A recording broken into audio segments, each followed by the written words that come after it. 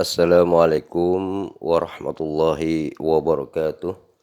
Assalatu wassalamu ala asrafil anbiya wal mursalin sayyidina wa habibina wa syafi'ina nabiyuna Muhammadin sallallahu alaihi wasallam la nabiyya ba'dah. Rabbi israh li sadri wa yassir li amri wahlul 'uqdatam min lisani yafqahu qawli amma ba'du. Jumpa lagi dengan Hasan Madura masih dalam channel yang sama. Terima kasih atas dukungan Anda terhadap channel ini. Mudah-mudahan dukungan Anda menjadikan Anda dimudahkan segala urusannya dan mudah-mudahan Anda diberikan rezeki yang berlimpah ruah. Dan mudah-mudahan kita semua dijadikan orang yang sukses di dunia dan akhirat. Amin, amin, Allahumma amin. Nah, pada kesempatan kali ini saya akan menginformasikan bagaimana jalannya dialog antara Ustadz Wafi Madura Muslim dengan Rudy Yohanes. Selamat menyaksikan.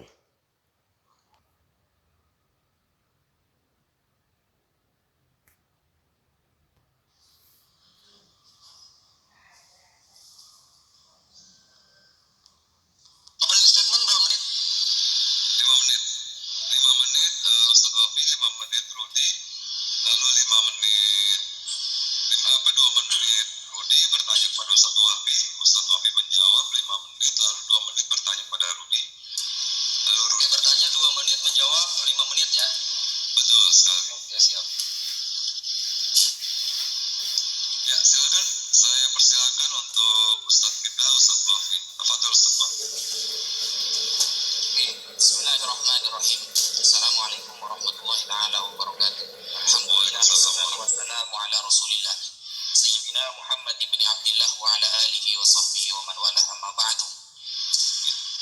Masadir tasyri' dalam agama Islam, ya, sumber pengambilan hukum dalam Islam yang pertama itu adalah Al-Qur'an. Al-Qur'an menjadi sumber utama dalam pengambilan hukum di agama Islam. Maka dari itu di awal-awal surah Al-Baqarah Allah Subhanahu wa taala berfirman, "Dzalikal kitabu la raiba fihi hudal lil muttaqin." Al-Qur'an itulah kitab suci yang tidak ada keraguan di dalamnya serta menjadi petunjuk bagi orang-orang yang bertakwa. Sehingga Al-Qur'an yang diturunkan oleh Allah melalui malaikat Jibril disampaikan kepada Nabi Muhammad SAW harus sangat ketat dalam penjagaannya. Makanya Allah Subhanahu wa taala sampai mengatakan, "Inna nahnu nazzalna dzikrah wa inna lahu lahafizun." Kami yang akan menurunkan Al-Qur'an dan kami juga yang akan menjaganya. Proses musyawarah terhimpunnya Al-Qur'an yang perlu kita garis bawahi yang pertama, Al-Qur'an itu melalui metode hafalan. Itu yang pertama. Jadi Rasulullah Shallallahu Alaihi Wasallam ketika menghafal ayat-ayat yang diturunkan oleh Allah, beliau amaron nasa bihifli, juga menyuruh para sahabat untuk menghafalnya. Makanya tidak sedikit dari para sahabat yang terkenal dengan hafalan Al-Qur'annya seperti Ubay bin Ka'ab, Abdullah bin Mas'ud, Sayyidina Ali karramallahu wajhah dan lain-lain. Nah, untuk penulisan Al-Qur'an Rasulullah mengangkat kutab, ya, sekretaris, salah satunya seperti Zaid bin Thabit sebagai penulisnya. Dan syarat Al-Qur'an itu diterima yaitu syaratnya harus mutawatir. Mutawatir itu artinya ramai diketahui oleh orang-orang sehingga standarnya sudah tidak bisa diragukan lagi.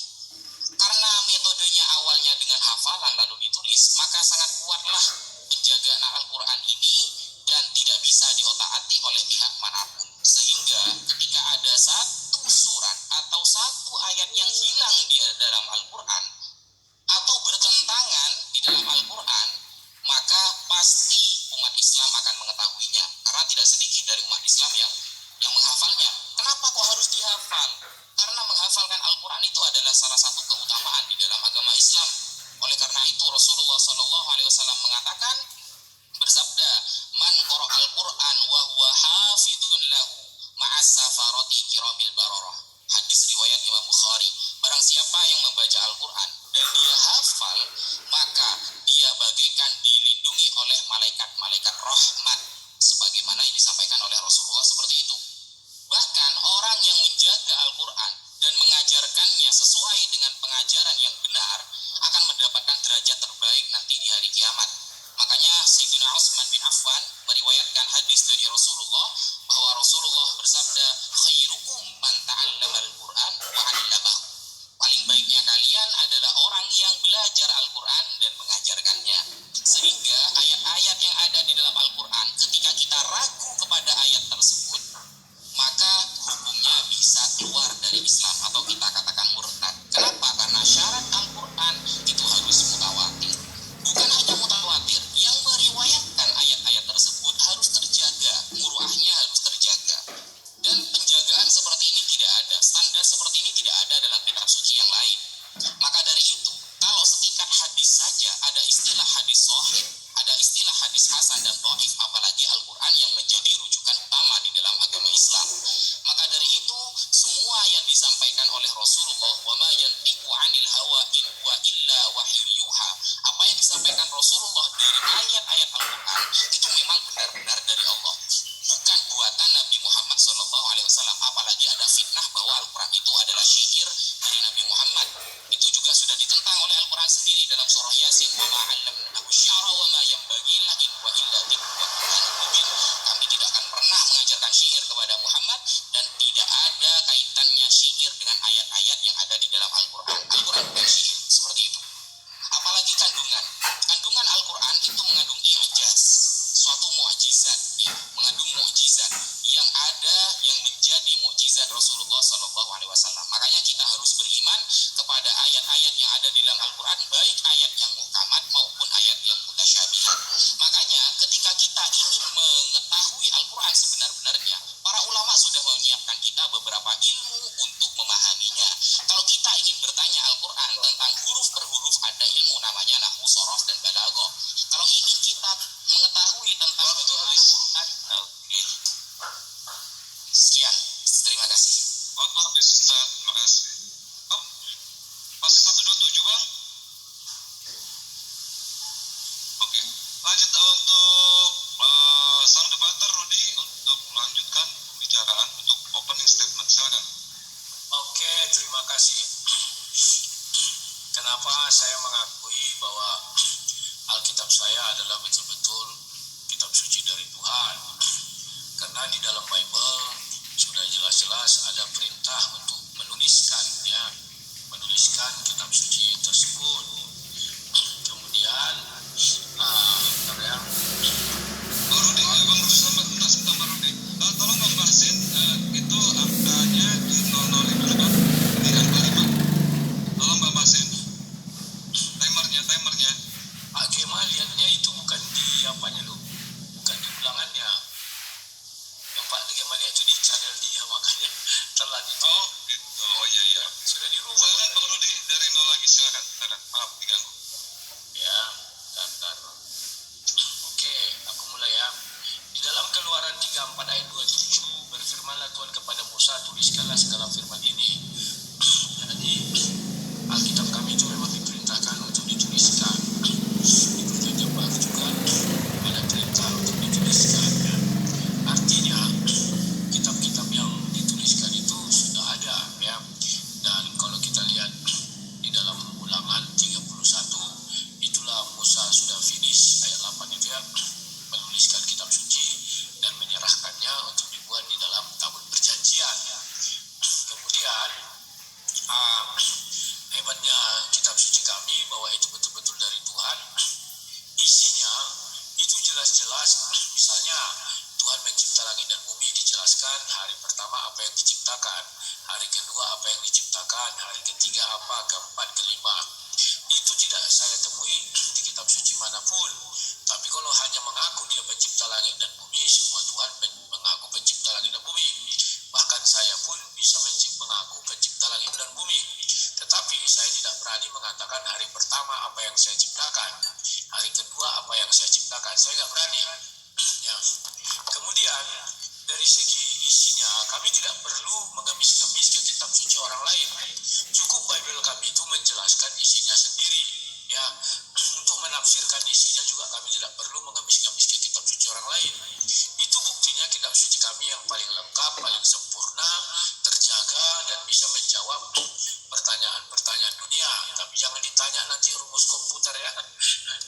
Kemudian, bahwa kitab suci kami ini tidak pernah dibakar.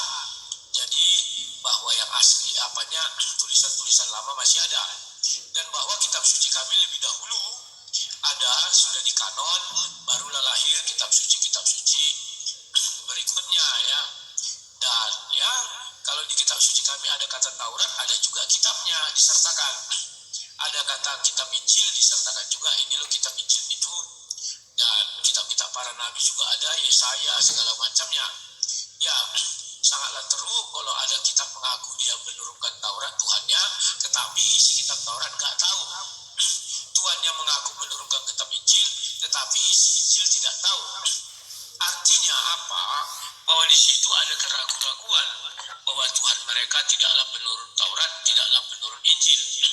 Nah, kalau ada katanya kitab yang jelas silsilah ya penurunan kata kalimat ke kalimat atau apa ya banyak.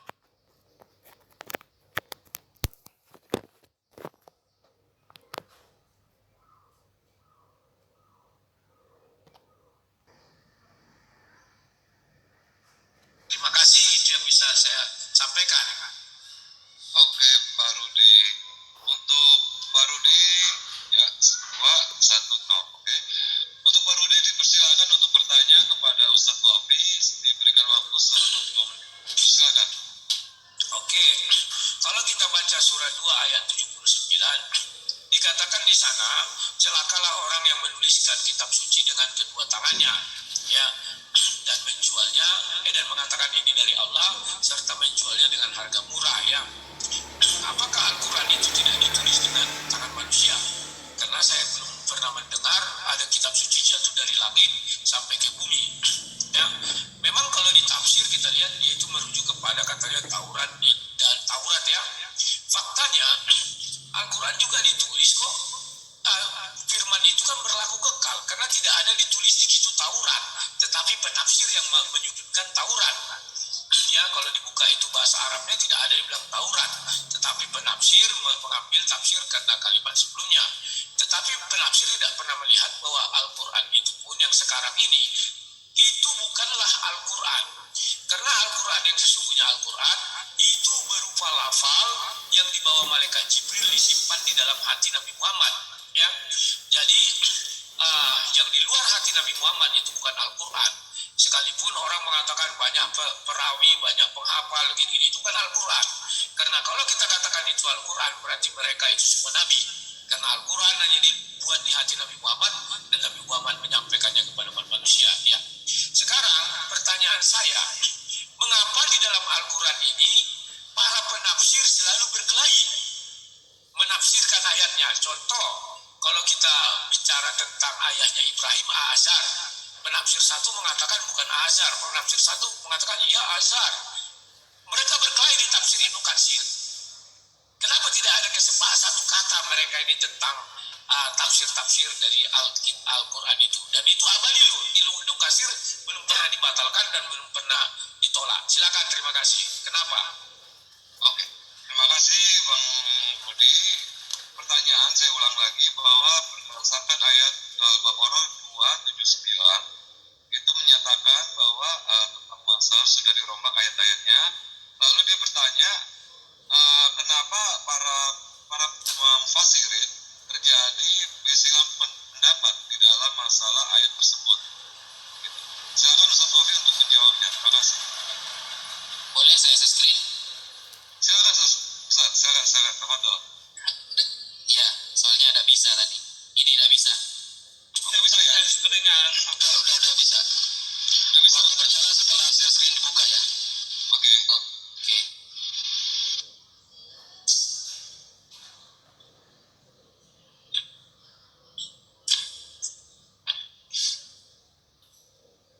Ini ya. Bismillahirrahmanirrahim. Fawailul lilladzina yaktubuna alkitaba biaydihim thumma yaquluna hadza min indillah liyashtaru bihi samanan qalila. Celakalah orang-orang yang menulis kitab dengan tangan-tangan mereka, kemudian mereka mengatakan ini dari Allah hanya untuk mengharap harga yang sedikit di dunia. Maksudnya bukan masalah Al-Quran berarti sama-sama ditulis oleh manusia. Yang namanya Al-Quran tulisan yang ada di percetakan. Bible pun ya juga ditulis manusia kalau gitu, dipercetakan. Maksudnya apa? Di sini haula al-ayah haula sinfun akhar minal yahud, bahwa ada dari kalangan orang Yahudi wahum addu'an ila dhalal bizur wal kadzib 'ala Allah. Mereka mengajak orang-orang kepada kesesatan dan mereka berani berbohong atas nama Allah. Wa akala amwalan nas bil batil, dan mereka memakan harta-harta manusia dengan cara yang tidak benar. Nah, itu berarti bukan masalah nulis Al-Qur'annya, bukan. Kalau nulis Al-Qur'an semua kitab suci dari Buddha, Yahudi semuanya itu pasti lewat percetakan kalau sekarang. Bukan itu yang dipermasalahkan. Tetapi ajaran yang ada di dalam Al-Qur'an itu dibuat-buat oleh orang-orang Yahudi. Makanya itu yang tidak dibenarkan, bahwa kata Allah begini tapi kata Yahudi begitu. Itu maksudnya. Lalu masalah penafsiran tadi, kenapa kok dalam penafsiran selalu berbeda-beda? Nah, berarti Mas Rudi harus belajar ilmu tafsir agar Mas Rudi paham bagaimana tafsir itu. Ada yang namanya tafsir bil ra'yi, ada tafsir bil ma'thur. Tafsir bil ma'thur artinya tafsiran para ulama dengan menggunakan ayat, dengan menggunakan hadis dan perkataan para sahabat. Kalau tafsir bil ra'yi itu menggunakan ijtihad para ulama yang tidak bertentangan dengan ayat, hadis dan lain sebagainya. Itu. Dan perbedaan dalam tafsir, dalam ilmu tafsir, manhajut tafsir itu ada dua. Ada namanya ikhtilafut tanawwu, ada namanya ikhtilafut tadad. Ikhtilafut tanawwu artinya berbeda tapi saling melengkapi. Kalau ikhtilafut tadad artinya berbeda dan saling bertentangan. Ikhtilafut tadad tidak akan pernah terjadi di dalam Al-Qur'an. Berbeda tapi saling bertentangan tidak akan pernah terjadi. Tapi kalau ikhtilafut tanawwu itu terjadi dalam Al-Qur'an. Berbeda tapi saling melengkapi. Penafsiran dari kalangan para ulama ya, seperti Al-Imam Ibnu Katsir, Al-Imam Fakhruddin Ar-Razi, Al-Imam Al-Qurtubi, semuanya berdasarkan dalil. Loh, bagaimana ketika nanti berbeda? Rasulullah sudah mengatakan wa idza hakamal hakim summa jtahada fa asaba falahu ajrani wa idza hakamal hakim summa fajtahada summa akhtaha falahu ajrun wahid. Nah, ketika ada seorang yang mendalam ilmunya, rasikhuna fil ilmi, sangat mendalam ilmunya, mengetahui teks-teks hadis dan nas-nas yang ada di dalam agama Islam, lalu dia menemukan suatu kendala dalam menafsirkan suatu ayat, lalu dia merujuk kepada dalil-dalil yang ia miliki, maka dia akan mendapatkan dua. Apa itu dua? Kalau dia benar, maka dia mendapatkan dua pahala. Kalau dia salah, maka dia mendapatkan satu pahala. Pada intinya yang digarisbawahi tidak bertentangan dengan syariat yang ada pada Al-Quran dan hadis. Begitu. Nah, makanya ketika Rasulullah SAW mengutus sahabat Mu'ad bin Jabal ke Yaman, Rasulullah mengatakan, wahai Mu'ad, kalau kamu ditanyakan oleh orang awam tentang masalah hukum Islam, apa yang akan kamu jawab? Sahabat Mu'ad bin Jabal menjawab, akan aku jawab dengan Al-Quran, wahai Rasulullah. Kalau kamu tidak menemukan Al-Quran, akan aku jawab dengan hadis. Kalau kamu tidak menemukan dalam hadis, maka apa kata sahabat Mu'ad? Ajtahid ra'yi walam ukhalif. Aku akan berijtihad dan tidak bertentangan dengan Al-Quran dan hadis. Itu sudah disahkan oleh Rasulullah. Ketika itu sudah disahkan oleh Rasulullah, berarti itu juga sudah disahkan oleh Allah Subhanahu wa taala. Karena di dalam Al-Quran kata Allah, atii'ullah wa atii'ur rasul. Ikutilah Allah dan ikutilah Nabi Muhammad. Hal-hal yang sudah disepakati, yang sudah diiyakan dan sudah didilkan oleh Nabi Muhammad, berarti itu sudah didilkan oleh Allah Subhanahu wa taala. Karena di dalam Al-Quran, kullu ma atakumur rasul fakhudhuhu. Apapun yang dibawa oleh Rasul maka ambillah, dan apa yang dilarang maka jauhilah. Seperti itu. Makanya Mas Rudi mungkin kapan-kapan kalau berdiskusi lagi bisa belajar yang namanya manhajut tafsir, metode penafsiran, sehingga tidak langsung menganggap bahwa perbedaan ini adalah saling bertentangan. Karena setiap para ulama yang berusaha menafsiri suatu ayat itu tidak akan lepas dari merujuk kepada ayat Al-Quran juga. Makanya ada ayat yang muhkamat, ayat yang terang benderang maknanya, ditafsiri dengan Al-Quran. Istilahnya tafsir Quran bil Quran. Ada tafsir Quran bil hadis. Kenapa kok seperti itu? Rujuk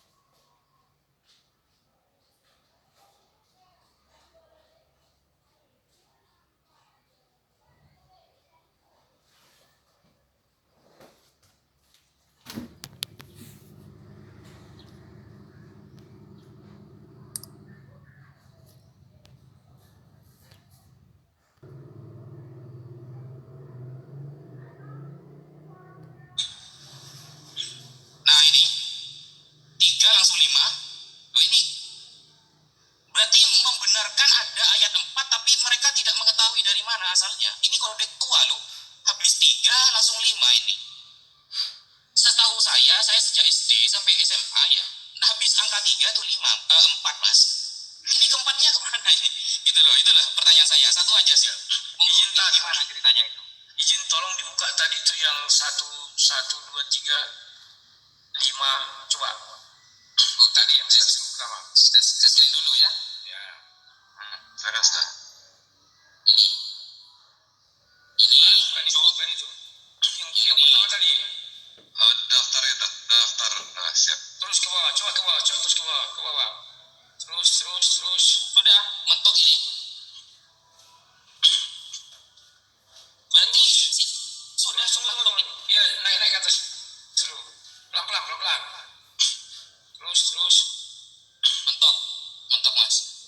Ya, habis itu berapa? Sebentar, habis 11. 11, 12, 13, 14, 15, 16, 17, 18, 19, 20, 21. Sampai ini urutannya sama mas, 4 sampai 47. Oh. Tapi ini angka 4-nya nggak ada mas. Itu dapat dari mana itu mas? Mananya? Ini ayat atau pasal? Ayat mas, butir ya. Pasal 5, butir 4. Nggak ada. Ini Yohanes 5 nih ya? Iya mas. Oke, coba buka isinya. Isinya mas ya. Yohanes 1, 2, 3, 4, 5, apa isinya? Coba dibacakan. Kalau bisa diterjemahkan bahasa Indonesia. Kalau bisa. Iya. Sebenarnya kalau diterjemahkan kita tinggal ngambil yang ini sih mas.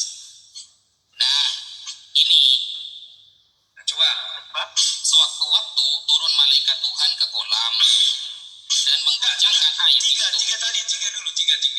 Oh 3.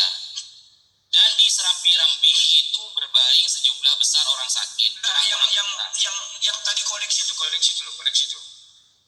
Koreksinya tikus, Ustaz. Koreksinya tikus yang Oh, ketiga. tadi apa ayat 3-nya? Oke.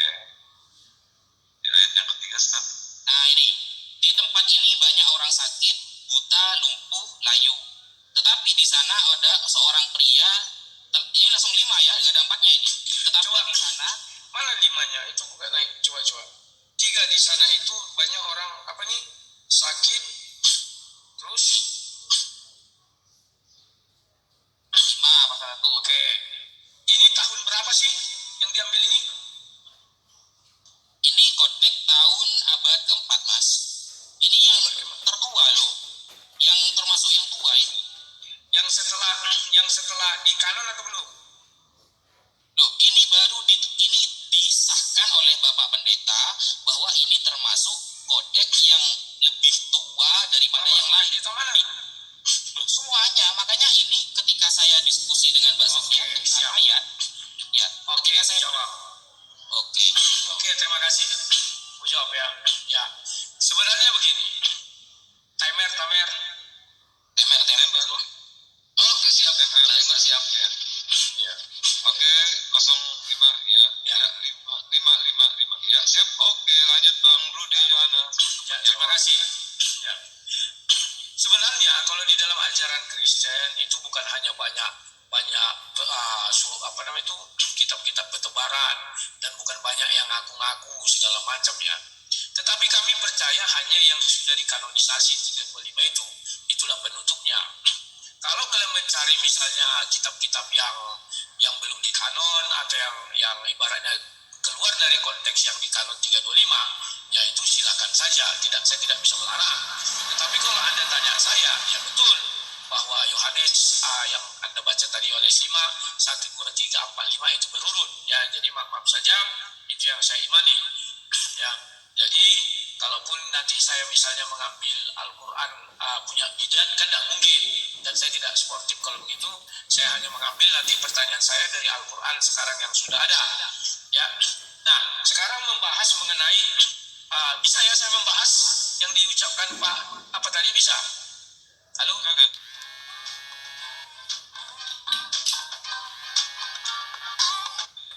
Jangan fokus jawab sekarang. Ya, tidak tahu bagaimana aturan Yohanes 5 ayat 4 kenapa hilang gitu? Ya, itu aja pertanyaan saya. Jadi hanya menjawab ya. Ya, silakan. Itu aja pertanyaan saya, jawaban saya. Oh, begitu aja. Ya. Oke, kalau gitu lanjut langsung ke 2 menit untuk pertanyaan. Oke, kita riset dulu. Kofi. Ya. Setelah itu kita adain battle ya setelah ini, setelah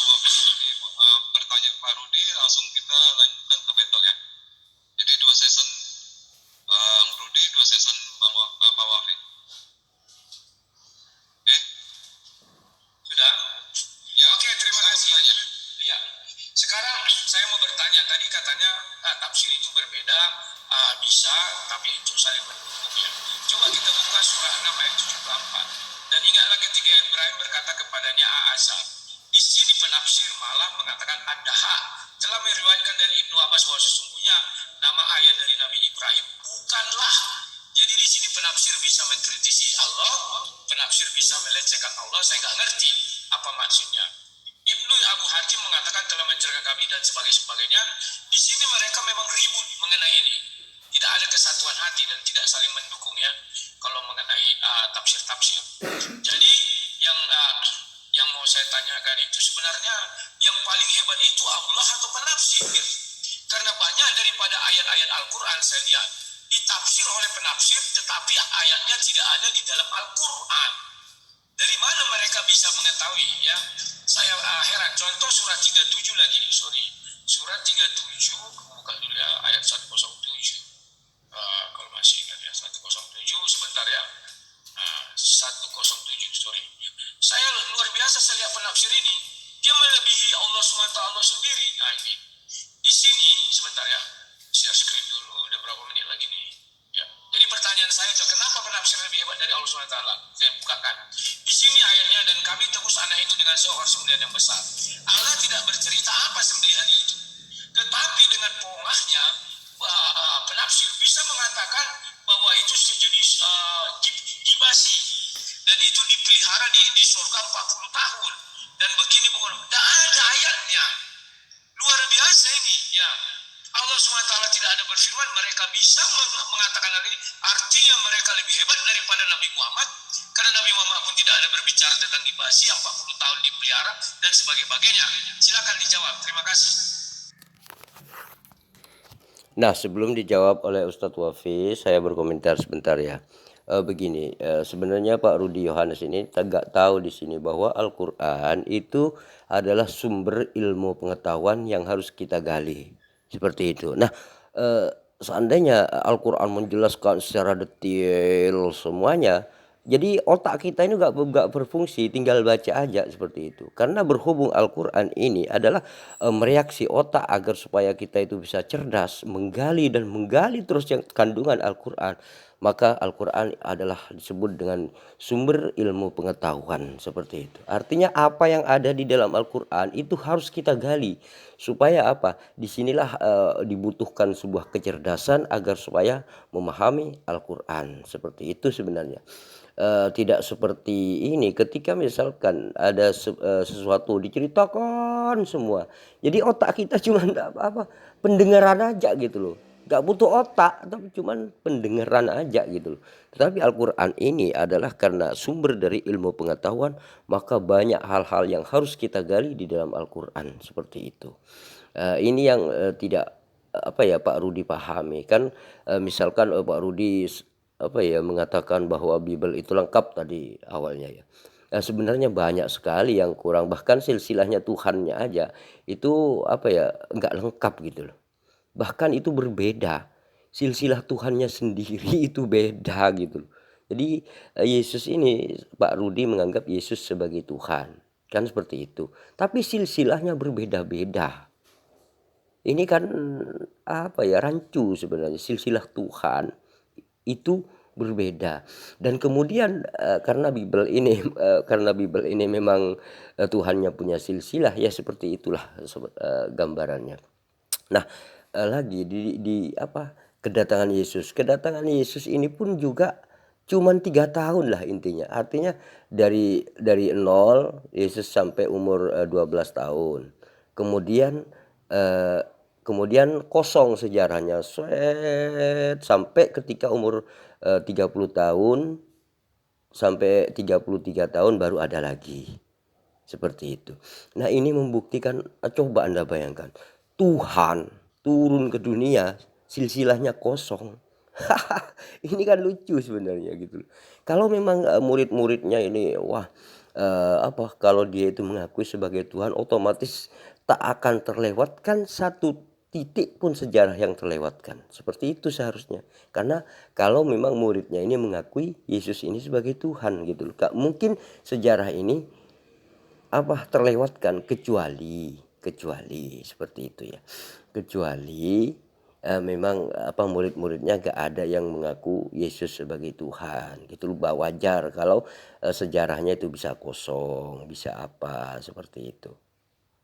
Karena misalkan kemudian Yesus ini dituhankan pada tahun 325 Masehi misalkan, atau 300 tahun kemudian baru Yesus diangkat sebagai Tuhan, itu wajar kalau sejarahnya itu kosong seperti itu. Tetapi kalau murid-muridnya menganggap Yesus sebagai Tuhan, tidak mungkin sejarahnya ini kosong. Bahkan dari 0 sampai 12 tahun itu ada. Tetapi dari umur 12 sampai 30 tahun itu tidak ada sejarahnya sama sekali Yesus ini. Ini membuktikan sebenarnya kalau Pak Rudi ini cerdas. Ini sebenarnya membuktikan bahwa Yesus itu tidak pernah dianggap Tuhan di masanya seperti itu. Oke, silakan lanjut ke jawaban Ustadz Wafi. Ya, terima kasih waktunya untuk bertanya tadi sudah ya. Silakan Ustaz Wafi untuk menjawab sekaligus nanti bertanya terakhir karena Ustaz Wafi yang terakhir kan. Nanti untuk Ustaz Wafi langsung 7 menit aja ya. Oke, langsung 7 menit aja. Silakan. Langsung dengan pertanyaannya Ustaz Wafi ya. Oke. Oke, mantap nih Ustaz Wafi nih, mantap. Saya izin ketawa dulu. Iya, silakan Ustaz. Ya Allah, bismillahirrahmanirrahim. Alhamdulillah. Jadi ini Mas Rudi, yang kita bahas itu standar penulisan kitab sucinya. Jadi yang kita bahas sebenarnya ayatnya, bukan lari ke penafsiran sebenarnya. Jenengan ini sebenarnya sudah lari. Kenapa? Kalau jenengan itu membahas penafsiran, maka besok kita bisa tentukan penafsiran Al-Quran vs penafsiran Bible. Itu lebih mantap itu judulnya. Yang kita bahas ini standar penulisan kitab suci. Makanya saya nanya ayatnya. Ini kok ayatnya ada, ini ayatnya ada. Begitu loh Mas. Kalau jenengan mau bahas penafsiran ya, mohon jenengan tafsir bil ma'thur, tafsir bil ro'i aja tidak paham. Kalau tentang nama ya, nama-nama itu di semua kitab suci, bahkan di kitab Bible Anda itu banyak nama-nama yang berbeda. Mohon maaf Ustaz, tadi saya hanya menjawab saja, tidak bisa menanggapi. Mohon maaf, tolong Anda menjawab saja. Jangan lari ke Bible. Mohon maaf, silakan. Enggak. Oke, sebentar. Saya nentuin gini ya, Bang Rudi. Tadi betul omong Ustaz itu sebenarnya kita itu bukan untuk menafsirkan, tapi untuk mencari titik temu dari apa sih kitab suci itu, bagaimana standar kitab suci. Ya. Oke. Silakan dijawab saja, jangan lari ke Bible. Pertanyaan. Karena saya tadi tidak ada menyangka mengenai jawaban beliau tentang Al-Quran tadi. Kan tidak boleh katanya hanya menjawab saja. Silakan menjawab dari Quran itu. Silakan dijelaskan kenapa hal itu mereka penafsir lebih hebat dari Allah SWT. Itu kan juga materi saya. Sebentar, itu materi saya untuk membuktikan apakah Al-Quran ini dari Tuhan atau bagaimana. Silakan, kan sama aja itu. Ya, jadi Bang Rudi tadi nggak menjawab pertanyaan Ustaz Wafi yang di ayat yang hilang di nomor 4. Langsung dia bertanya ke Ustaz Wafi. Saya tadi menjawab loh. Jangan dibilang saya tidak menjawab, tetapi saya tidak bisa mengulas jawaban dari Ustaz Wafi tadi kan katanya hanya menjawab, maka saya cukupkan tak lebih dari 1 menit buat itu. Silakan dijawab kalau memang itu jawabannya, silakan. Gini, Mas Rudi. Nah, para ulama ya, ini sebenarnya lari dari tema, karena temanya ini standar penulisan, bukan penafsiran ya. Ingat, temanya standar penulisan. Jadi seharusnya Anda lari ke ayat, bukan ke penafsiran. Tapi tidak apa-apa lah, seperti itu. Saya jawab aja gitu. Jadi masalah nama itu kan cerita-cerita Israiliyat ya.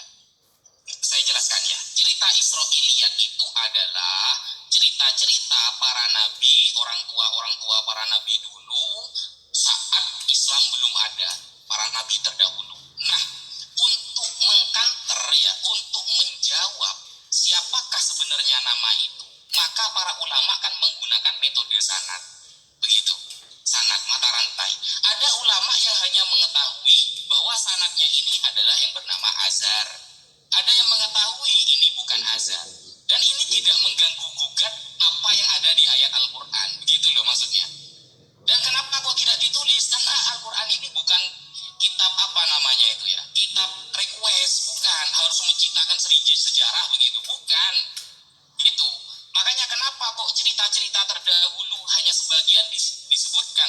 Allah Subhanahu wa taala kepada Nabi Muhammad? Jawabannya ada di Al-Qur'an. Allah Subhanahu wa taala berfirman, "Wa kullan naqussu 'alaika min amba'ir rusul ma nusabbitu bihi fu'adak." Cerita-cerita Nabi terdahulu, wahai Muhammad, aku ceritakan kepada kamu untuk meneguhkan hati kamu. Yang bisa diambil pelajaran oleh Nabi Muhammad itu Allah ceritakan. Masalah cerita tentang sejarah Israiliyat memang tidak lepas dari yang namanya perbedaan, Mas. Tidak lepas. Gitu. Kalau makanya ini sebenarnya lari dari tema. Karena kalau sampai nanti dikembalikan kepada Bible 2 Samuel 8 11 sampai 12 namanya Aram, tapi 1 Tawarik 18 sampai 11 sampai 12 namanya Edom. Kemudian siapakah anak Daud yang menurunkan Yesus? Kata Matius Salomo, kata Lukas Nathan. Beda itu. Siapakah Pinatera sekretarisnya Daud? Kata Samuel Seraya, kata Tawarik Sausa. Beda semua kan? Siapakah kakek Yesus? Kata Matius Yakub, kata Lukas Heri. Maaf, buru-buru maaf. Kita tidak sedang bicara yang saya ulas ya. Mohon maaf. Tadi saya langsung hanya 1 menit kurang. Kenapa? Karena saya tidak bisa menguraikan. Ya kalau memang lari dari tema ya jawab aja misalnya. Ya ini sudah lari dari tema, silakan. Jangan lari ke Bible, jangan mengulas-ulas Bible. Karena kita sudah sepakat di awal kan saya tadi tidak bisa menguraikan. Ini Bang Rudi, tadi dia kan udah menjawab Ustaz Wafi. Ini cuma mau Ya sudah. Tidak bisa, kalau sudah menjawab, jawab. Saya tadi gitu loh. Saya hanya menjawab, terus saya tanya tadi, apakah saya bisa menanggapi ulasan beliau? Tidak bisa, karena tidak bisa. Nah, betul Ustaz Ya Wafi sudah. bisa. Makanya dijelaskan secara gamblang. Oh, Ustaz Wafi bisa. Dia nggak boleh lari ke Bible dong. Jawab misalnya, oh itu standarnya tadi, itu beda-beda, dan ini sudah keluar. Oke, silakan. Kita lagi ke babak Kita berikutnya. sekarang ini standar bagaimana ke kitab suci. Ya, nulisan. Makanya aku bilang, jawab saja. Setelah dijawab suka tidak suka, kita masuk ke babak berikutnya. Dia yang bertanya sama aku. Iya, Karena waktu begitu tadi. masih 3 menit 35 Loh, detik. tidak mengenai waktu, tetapi kita disiplin. Saya tanya, bisakah saya menanggapi pertanyaan jawaban Pak Wafi? Wafi tidak bisa katanya. Ya sudah saya nggak nanggapi. Karena tugas Anda hanya menjawab katanya. Ya saya jawab, dan selesai itu jawaban saya mengenai Bible. Apalagi, ya sudah. Anda bisanya 1 menit. Silakan kan kami kan ngasih waktu 5 menit. Terus dikasih waktu. Karena saya hanya menjawab. Karena saya hanya menjawab kitab suci saya. Ustaz itu pun harus menjawab pertanyaanku saja. Jangan lari ke Bible, jangan lari ke ini. Saya nggak nanya. Ini dia menjawab tentang Al-Quran, bro. Ayat Bible itu nggak ada di Al-Quran. Satu komparatif dengan Bible Anda. Komparatif. Tadi saya kan Gini loh, bro. Bentar. Tunggu dulu. Bentar, saya ini moderator ya. Standar kitab suci antara 2 kitab, Al-Quran dengan Islam dan Bible dengan Al-Quran. Ya, makanya aku bilang standar kitab suci kami, penafsir tidak bisa mengolok-olok Tuhan. Itu kan sudah mengolok-olok Tuhan. Oh, ini data yang dibicarakan, bro. Itu kan sudah mengolok-olok. Ada yang bilang Al-Azhar, dia bilang bukan Azhar loh. Namanya Torah. Coba catat kalau omongannya dia mengolok-olok 2 Samuel 8 itu bukannya olok-olok itu ayat anu kan? Wah, kamu Kema, kamu nggak tahu. Makanya Nggak tahu kamu apa yang saya maksud, Kema. Yang saya maksud, Ibnu Katsir itu penafsir Ad-Daha itu sudah menghujat Tuhan. Tuhan nggak tahu, bukan Azhar katanya. Tetapi yang benar tarik. Bukan aku bilang si Ustaz Wabi yang menghujat, bukan.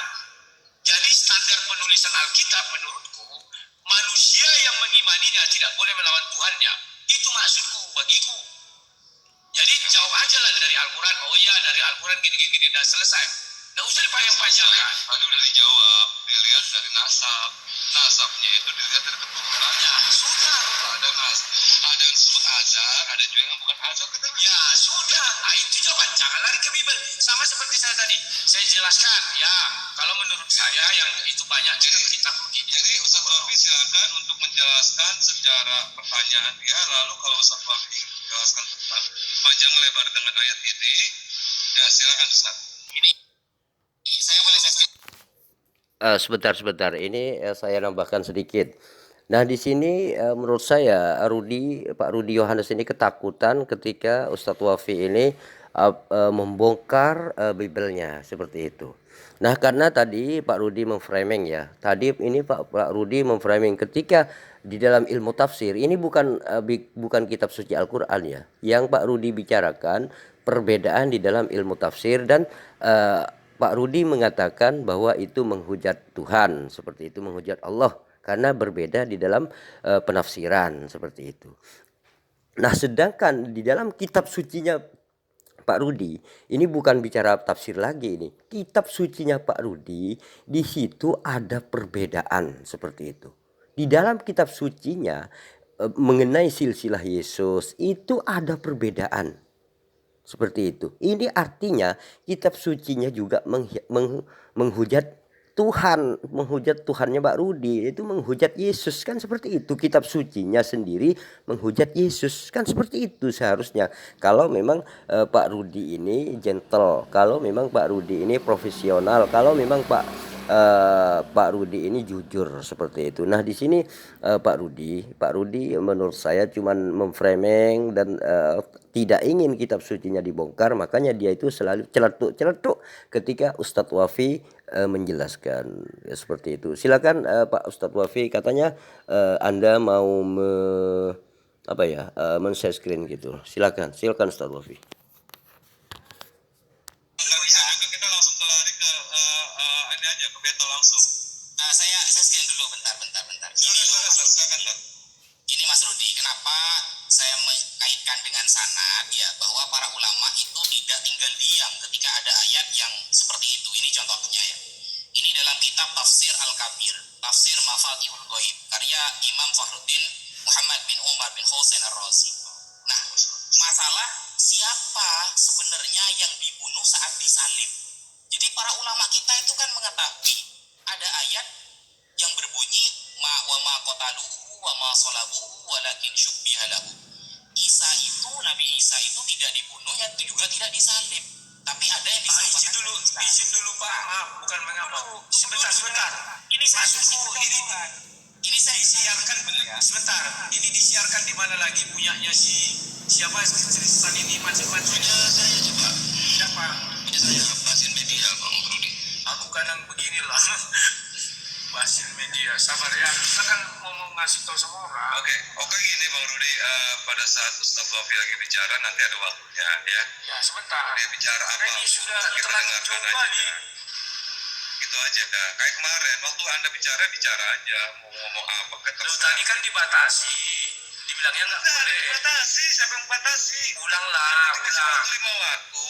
Kau lihat itu tadi saya bilang, apakah saya bisa menanggapi jawabanmu yang di awal? Dia bilang, silakan. Mana ada? Tadi dibilang juga semuanya menjawab. Oke, sudah selesai saya jawab. Ya udah bertanya kan? Nggak ada bertanya setelah itu.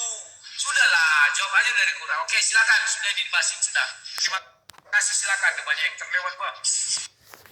Aduh Pak Rudi, gimana sih kamu ini nyeletuk terus gitu loh. Ini Anda ini membuktikan bahwa Anda ini culas Pak Rudi gitu, culas. Ketika Ustadz Wafi menjelaskan, Anda potong-potong terus dari tadi. Ini membuktikan bahwa Anda ini culas di sini. Jadi Anda ini menurut saya tidak profesional gitu loh. Ketika Ustadz Wafi mencoba membongkar apa yang Anda tuduhkan kepada Al-Qur'an, kemudian Ustadz Wafi menjawab dengan sejelas-jelas mungkin dan kemudian dikomparasikan dengan Bible Anda. Ternyata setelah dikomparasikan dengan Bible, bahwa di dalam Bible itu banyak sekali butir-butir yang bertentangan. Ini kitab sucinya. Ustadz Wafi tidak berbicara tentang penafsiran para ulama. Ustadz Wafi tidak menceritakan tentang penafsiran tokoh-tokoh Bible, profesor Bible, pakar-pakar Bible, tidak. Jadi yang Ustadz Wafi buka di sini adalah Biblenya itu sendiri, kitab sucinya Pak Rudi itu sendiri yang sangat bertentangan gitu. Artinya di situ kan ini, dan Pak Rudi tadi mengatakan bahwa Pak Rudi dibatasi, sama sebenarnya waktunya.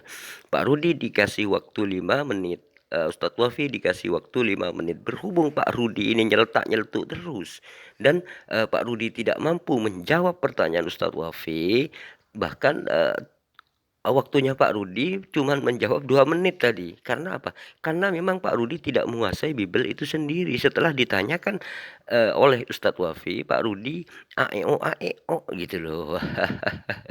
Ya sudahlah. Ayo lanjutkan. Silakan, monggo. Sayang. Oke, saya teruskan ya Mas Rudi ya. Ya, silakan. Nah, ini contoh Mas Rudi. Ketika Al-Quran tidak menceritakan secara detail, para ulama itu udah tinggal diem Mas Rudi. Ini saya cawang ya. Ini al-awwal qala katsirun minal mutakallimin. Mayoritas para ulama mengatakan innal yahud lamma qasadu qatlahu rafa'ahu Allah taala ila sama. Ketika orang Yahudi ingin membunuh Nabi Isa alaihissalam, Allah mengangkatnya ke atas langit, kan begitu. Fa khafa ru'asaul yahud min wuqu'il fitnah min awamihim. Nah, orang Yahudi tahu Nabi Isa sudah ada, maka pemimpin-pemimpin Yahudi takut terjadi fitnah dari kalangan orang-orang awam mereka.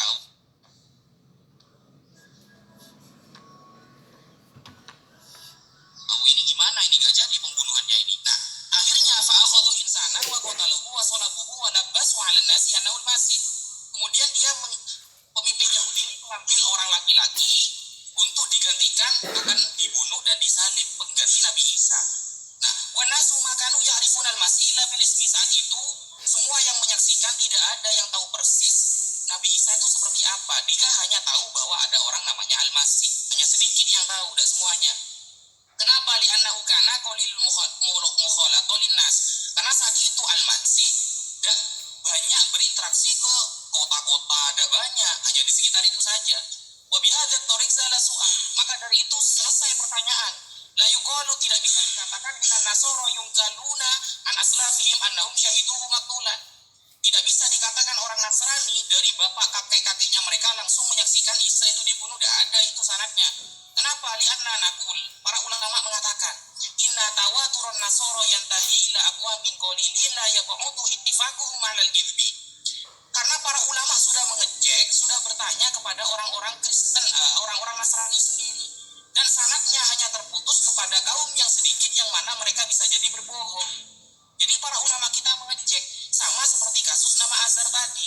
Para ulama kita mengecek sanadnya. Jangan lupa pertanyaannya, tinggal 1 menit. Ya. Jadi ketika ditanyakan ini Azhar, ini namanya Torik. Jadi para ulama itu juga mengecek sanadnya sampai kemana. Toh andaikan nanti berbeda, itu tidak ada kaitannya sebenarnya dengan ayat Al-Qurannya. Karena ayat Al-Quran itu cuma menjelaskan ada Nabi Ibrahim, Nabi Sulaiman. Penafsiran ini, masalah penafsiran ini berbeda. Itu selesai. Begitu. Bisa difaham ya, Mas Rudi Yohanes? Begitu. Siap. Oke, untuk masalah ini selesai ya. Kita langsung ke session battle ya. Tadi kan udah satu nih. Udah 2 session. Kita langsung masuk ke session battle antara Berapa menit battle? Selama waktunya apa ini enak ya? Untuk Ustadz Wafi dan Rudi. Jadi aku nggak menjawab. Battle itu TikTok. Abis Wafi kan aku lagi. Enggak dong. Wafi ada melempar pertanyaan nggak tadi? Tadi nggak pertanyaan enggak kan? Jadi kalau nggak melempar pertanyaan nggak bicara aku. Jadi lawak-lawak kan di kuliah. Enggak, begini loh bro. Tadi kan pertama kan NT. Ya. Ustadz Wafi, terus NT, terus Ustadz Wafi. Jelas dua kali. Yang pertama Ustadz Wafi. Yang pertama Ustadz Wafi langsung masuk ke battle. Masa Anda mau 3 kali, Ustadz Wafi baru 2 kali? Yang pertama Ustadz Wafi bertanya sama aku jawab. Sekarang aku bertanya, tadi dijawabnya. Sekarang dia kan giliran dia bertanya, tapi lupa dia. Jadi dia bicara terus. Giliran aku lagi bicara. Oh iya, Bang Rudi, kalau saya perhatikan dari awal tidak ada menit untuk sanggahan. Jadi kita dari awal memang nggak ada sanggahan, berarti langsung ke battle aja. Ke battle. Awal pertanyaan itu bang. Bertanya jawab aja kalau saya berani. Bisa ku jelaskan Bible-ku misalnya biar lebih puas dia. Kenapa ini begini? Enakan di langsung di battle aja bang. Iya betul. Oke lah. Selama 30 menit. Kalau begini kan kita ada yang satu sisi Anda nggak boleh menyatakan ini. Kalau battle silakan Anda mengungkapkan apapun. Asal masih ada di etika diskusi. Saya yang nentuin semuanya. Terima kasih. Untuk itu semua netizen saudara yang ada di sini kita akan memasuki session battle. Dan semua apa yang diungkapkan oleh dua narasumber kita. Ada Bang Rudi dan Ustaz Taufik. Silakan. Ya, silakan. Saya dulu, Mas Rudi. Boleh, silakan. Siapa ya? Saya ingin bertanya, Mas Rudi, tentang kita jangan keluar tema ya. Penulisan Samuel dan Tawarikh, monggo dijelaskan dulu. Bagaimana penulisan Samuel dan Tawarikh itu? Tafadhol. Oke, terima kasih. Bahwa Samuel dan Tawarikh adalah dua orang yang berbeda. Jadi itu mengandung namanya sudut pandang.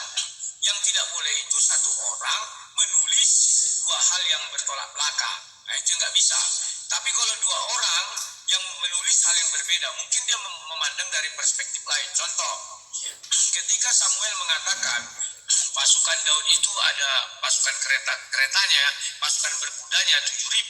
Sementara di dalam Tawarikh dikatakan, saya agak lupa ayatnya, tapi agak saya jelaskannya 7.000. Di Tawarikh dikatakan 1.500. Itu kan berbeda menyolok. Tetapi setelah kita teliti, di Samuel dikatakan 7.000 itu menyangkut kepalanya orang-orang yang masuk dalam pasukan kuda. Sementara di Tawarikh itu bersatu kesatuan. Contoh, kalau zaman sekarang kita melihat pasukan tank, satu tank isinya kan bisa jadi 3 orang. Nah, si Samuel menceritakan 3 orang pasukan tank. Kalau Tawarikh mengatakan 1 orang, karena satu tank itu dia lihat hanya satu tanknya, tidak lihat isi di dalam orangnya. Nah, itu kira-kira yang bisa saya gambarkan. Silakan. Atau aku bisa bertanya langsung atau gimana?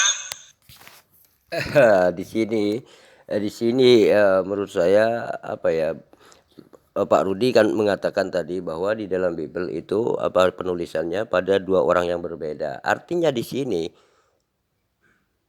sumber Bible itu dari apa ya?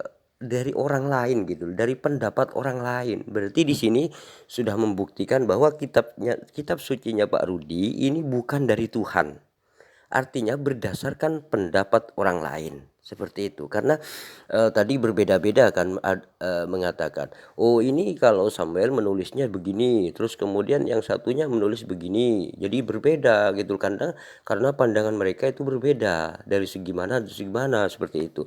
Nah, ini membuktikan bahwa kitab sucinya Pak Rudi bukan dari Tuhan. Artinya kitab sucinya Pak Rudi ini karangan manusia saja, seperti itu ya. Nah, kalau menurut versi saya, kalau menurut saya sendiri pribadi, Hasan Madura ini tidak layak disebut sebagai kitab suci. Karena apa? Karena menurut saya standar kitab suci itu memang harus dari Tuhan gitu loh, dari Allah seperti itu. Sedangkan Pak Rudi mengatakan bahwa itu pendapat mereka dari versi yang berlainan seperti itu. Ini membuktikan bahwa Bible tidak layak untuk dijadikan kitab suci, bukan kitab suci, karena pendapat manusia seperti itulah menurut saya. Silakan, monggo teruskan. Cuman maaf menyela sedikit. Anda tadi kan jenengan belum menunjukkan ini apa rujukannya, bahwa penulisan Tawarikh dan Samuel seperti yang Anda katakan itu Anda merujuk di mana kan, biar ada asumsi seperti itu. Mungkin apa yang harus saya baca, ini loh rujukannya penulisan Tawarikh dan Samuel. Ya, kalau itu kan enak. Kalau cuma dari pemikiran jenengan kan siapa saja bisa berpikir seperti itu, gampang sekali kan. Ya, tinggal dibaca saja apakah penulis Tawarikh itu adalah Samuel. Kan gampang. Artinya dua orang yang berbeda, maka mereka memiliki dua. Sorry, siapa yang ketawa? Enggak, monggo terus. Ya, kita kalau bisa punya adab lah. Kita punya adab. Kita ingin mengedukasi orang. Ketika kalian bicara, tak ada ketawa. Slow aja lah, nggak usah besar sekali ya. Udah, stop. Udah, yang lainnya dia tolong di mute. Oke, lanjut. Ya, jadi kalau orang yang sama, ya bisa kamu minta rujukan. Tapi kalau orangnya berbeda, apakah Tawarikh itu adalah Samuel? Kan tidak. Jadi ada hal yang sama terjadi, perbedaan sudut pandang penulisan. Nah, sekarang aku bertanya, ya, ketika kamu mengatakan di Allah SWT itu ada memerintahkan, ada nggak memerintahkan penulisan Al-Quran? Coba terangkan kepada kami. Silakan. Nah, begini ya, saya, jawab sedikit ya. Sebenarnya, kalau secara karena Al-Qur'an itu adalah, apa ya, makna yang terkandung di dalam Al-Qur'an itu adalah sebuah perintah, seperti itu. Contoh ketika misalkan ada "Dzalikal kitabu", ini kitab. Nah, yang disebut dengan kitab, itu adalah sesuatu yang termaktub, tertulis, itu kitab. Nah, secara tidak langsung ketika kita berbicara "Dzalikal kitabu", artinya di sini Al-Qur'an ini diwajibkan atau dianjurkan untuk ditulis. Seperti itu. Kemudian apa dijelaskan oleh Nabi Muhammad SAW berdasarkan hadis bahwa, Al-Qur'an ini diperintahkan untuk ditulis, seperti itu. Kemudian Nabi Muhammad SAW yang memerintahkan untuk menulis. Nah, untuk misalkan apa secara tertulis, "Weh, kamu harus menulis Al-Qur'an." Ya memang tidak ada. Itu pertanyaan orang awam memang seperti itu, gitu loh. Memang seperti itu. Tetapi kalau orang yang paham, yang cerdas, yang memang mengetahui tentang makna dan kaidah bahasa di dalam Al-Qur'an, dia itu sudah tahu ketika ada kalimat "Dzalikal kitabu la raiba fih". Nah, ketika ada kalimat kitab, itu dianjurkan ditulis karena yang disebut dengan kitab sesuatu yang tertulis, seperti itu. Ini secara tidak langsung, bahwa di dalam Al-Qur'an dianjurkan untuk ditulis, seperti itu. Monggo silakan Ustadz Wafi lanjutkan. Saya jawab ya. Ya, kalau jenengan mencari ya di ayat Al-Quran dari Al-Fatihah sampai An-Nas, memang nggak ada anjuran untuk menulis, nggak ada memang. Tapi yang menyuruh menulis itu adalah Rasulullah Shallallahu Alaihi Wasallam. Nah, karena yang menyuruh Rasulullah itu berarti dibenarkan juga oleh Allah. Kenapa? Karena di dalam Al-Quran, kullu ma atakumur rasul fakhudhuhu, kata Allah. Apapun yang dibawa, yang diperintahkan dan yang diucapkan oleh Rasulullah, maka taatilah, ambillah. Nah, ketika Rasulullah nyuruh nulis, ya sudah, berarti itu juga dari Allah. Makanya kalau andaikan penulisan Al-Quran itu dilarang, maka akan ada teguran dari Allah nanti. Loh, siapa yang nyuruh nulis? Seperti itu kan.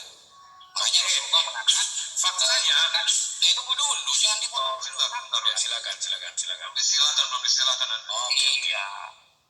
Nah, saya kan ada rujukan. Beda dengan Mas Rudi barusan.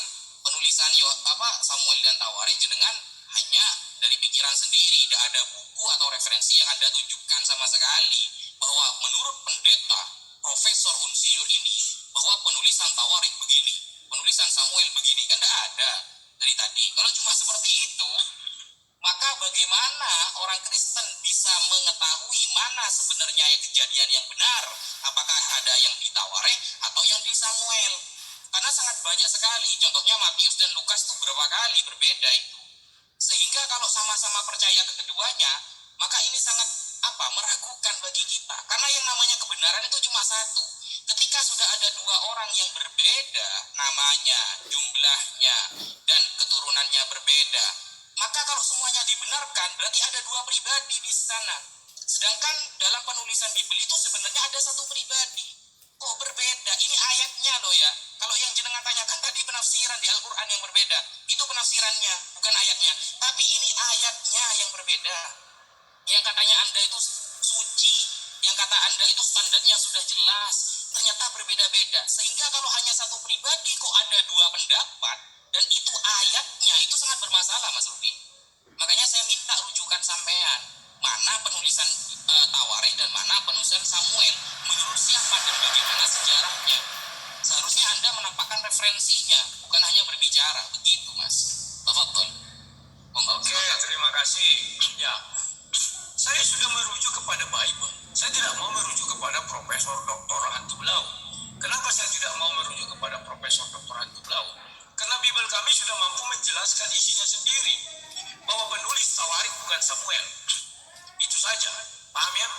Nah, kalau Anda katakan bahwa di kitab suci Anda, perintah penulisan tidak ada. Kok berani-beraninya orang menuliskan? Perintah pembakaran pun tidak ada. Kok berani-beraninya orang membakar? Ya. Yang kemudian, apakah orang itu dalam menulis dibimbing oleh Roh Kudus, Roh Agib Jibril, atau tidak? Karena setelah Bukan zaman Nabi masih hidup, jadi Al-Quran seperti Al-Quran yang kita baca sekarang. Dan apakah kalian yakin bahwa seluruh yang di dalam isi hati Nabi Muhammad sudah dituangkan ke dalam Al-Quran? Mana ayatnya yang mengatakan bahwa seluruh yang ada di dalam isi hati Nabi Muhammad sudah dituangkan dalam Al-Quran? Kemudian, siapa bilang di dalam Al-Quran sendiri tidak terdapat ayat-ayat yang kalau menurut kita baca dari bahasa Indonesia ya bertentangan? Tapi saya tidak mau membahas itu karena itu ditulis oleh dalam satu kitab, dan kitab itu sendiri tidak terdapat kalimat A mengatakan demikian, kalimat B mengatakan demikian. Nah, kenapa tadi saya bertanya mengenai penafsir itu? Karena memang seluruh tafsir Al-Quran bahwa Allah SWT kalah sama penafsir, bahkan Nabi pun kalah. Bahkan yang kamu baca tadi mengenai Nabi Isa, coba buka tafsir Ibnu Katsir, yang mau menyalibkan itu adalah Raja Damaskus. Dari mana orang itu tahu? Luar biasa. Makanya kita berbicara standar penulisan. Siapa yang menulis itu? Kenapa orang ini bisa mengatakan, oh itu Raja Damaskus, sementara sejarah dunia mengatakan itu Romawi? Mana yang benar? Sejarah dunia atau Raja Damaskus itu tafsir itu? Kalau kita merujuk Al-Quran, terima kasih. Tadi kau sudah ngakui. Pernyataanmu sama dengan pernyataan doktor dari Malaysia, PhD. Dia bilang bahwa Al-Quran berisi kalam Allah yang disempurnakan, yang didetailkan oleh hadis. Jadi Nabi Muhammad menyempurnakan isi Al-Quran. Itu kata orang Malaysia itu. Kamu juga tadi mengatakan kalau tidak ada di Al-Quran, ada di hadis. Artinya apa? Al-Quran itu tidak sesempurna hadis. Hadislah yang lebih sempurna, karena di dalam hadis terdapat Al-Quran, sementara di dalam Al-Quran tidak terdapat hadis. Kan itu. Silakan kalau mau disanggah, mau dijawab, silakan. Silakan Ustaz Taufik. Bismillahirrahmanirrahim. Masalah kalau ketika Rasulullah sudah wafat, apakah sudah yakin bahwa yang ditulis, yang dikumpulkan itu sudah tertuang semua dari Rasulullah? Ya sudah yakin lah, bukan ayatnya ada kok. Contohnya kita buka di surah Al-Maidah ayat 67.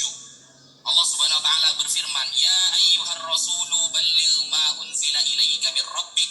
Wahai Rasul, wahai Nabi Muhammad, balligh, sampaikanlah ma unzila ilaika mir rabbik, apa yang diturunkan kepada kamu dari Allah. Wa illam taf'al fama ballaghta risalatah. Kalau satu saja tidak kamu sampaikan, berarti kamu sama dengan tidak menyampaikan sama sekali. Berarti selama Rasulullah hidup semuanya sudah dituangkan oleh Rasulullah sallallahu alaihi wasallam. Wallahu ya'simuka minan nas. Allah akan menjagamu dari kejahatan manusia. Innallaha la yahdil qaumal kafirin. Sesungguhnya Allah tidak akan memberi hidayah, petunjuk kepada orang-orang yang menentang Nabi Muhammad sallallahu alaihi wasallam. Jadi ayat surah Al-Maidah 67 menjawab pertanyaan Mas Rudi Yohanes bahwa bagaimana ketika Rasulullah sudah wafat, apakah yang dikumpulkan Al-Quran itu memang benar-benar sudah tertuang semua apa yang ada pada Nabi Muhammad? Surah Al-Maidah 67 sudah menjawabnya bahwa wa illam taf'al fama ballaghta risalatah. Kalau satu saja tidak kamu sampaikan Muhammad selama kamu hidup, maka kamu sama dengan tidak menyampaikannya sama sekali. Itu yang pertama. Kemudian yang kedua, kemudian bagaimana ketika hadis ini menjelaskan dengan Al-Quran, berarti lebih lengkap hadis daripada Al-Quran. Loh, di Al-Quran sudah dijawab Mas Rodi ya. Surah An-Nahl ayat 44. Allah Subhanahu wa taala berfirman, "Wa anzalna ilaika dzikra litubayyana linnas." Dan Allah menurunkan Al-Quran litubayyana linnas, untuk menjelaskan kepada manusia, manusila ilaihim, apa yang diturunkan kepada kamu Muhammad untuk mereka. Ini menjelaskan, surah An-Nahl ayat 44 menjelaskan bahwa tugas hadis, udhifatul hadis ya, tugasnya hadis itu menjelaskan apa yang nusila ilaihim, Al-Quran yang diturunkan kepada umat. Jadi tugasnya hadis itu menjelaskan ayatnya. Kenapa? Karena kita langsung ngambil ayat Al-Quran, jelas kita tidak akan paham. Kenapa? Karena hanya Rasulullah yang memahami apa maksud dari ayat tersebut. Makanya Rasulullah jelaskan, anzalna ilaika dzikra, dijelaskan oleh Rasulullah. Tujuannya litubayyana linnas, untuk menjelaskan kepada manusia, manusila ilaihim, apa yang ada di dalam Al-Quran untuk mereka. Begitu. Jadi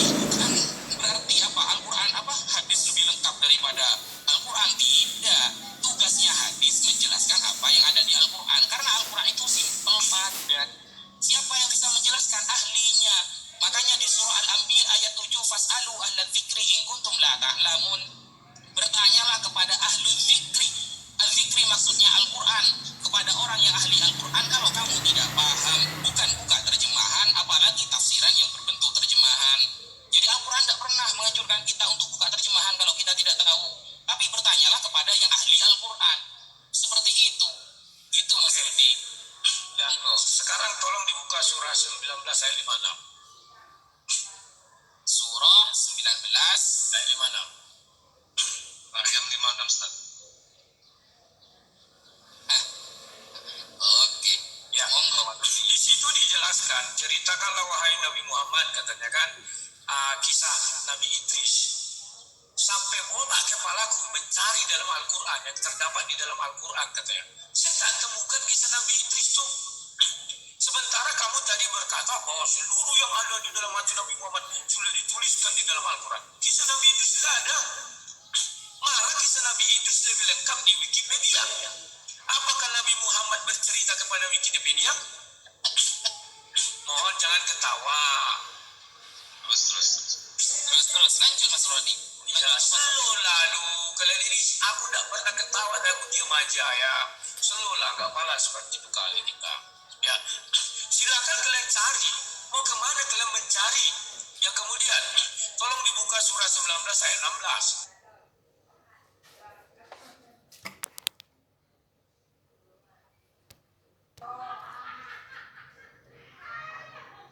Lanjut Mas Rodi. Ya, slow lalu. Kalian ini aku tidak pernah ketawa dan aku diam aja ya. Slow lah, nggak malas seperti itu kali kita. Ya, silakan kalian cari. Mau kemana kalian mencari? Yang kemudian, tolong dibuka surah 19 ayat 16.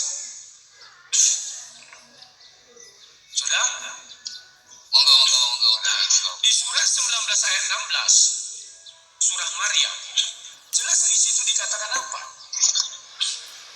Dan ceritakanlah Muhammad kisah Maryam di dalam kitab Al-Quran, yaitu ketika dia mengasihkan diri dari keluarganya ke suatu tempat sebelah timur Baitul Maqdis. Artinya, kisah Maryam ini tidak terdapat di kitab lain, hanya terdapat di Al-Quran.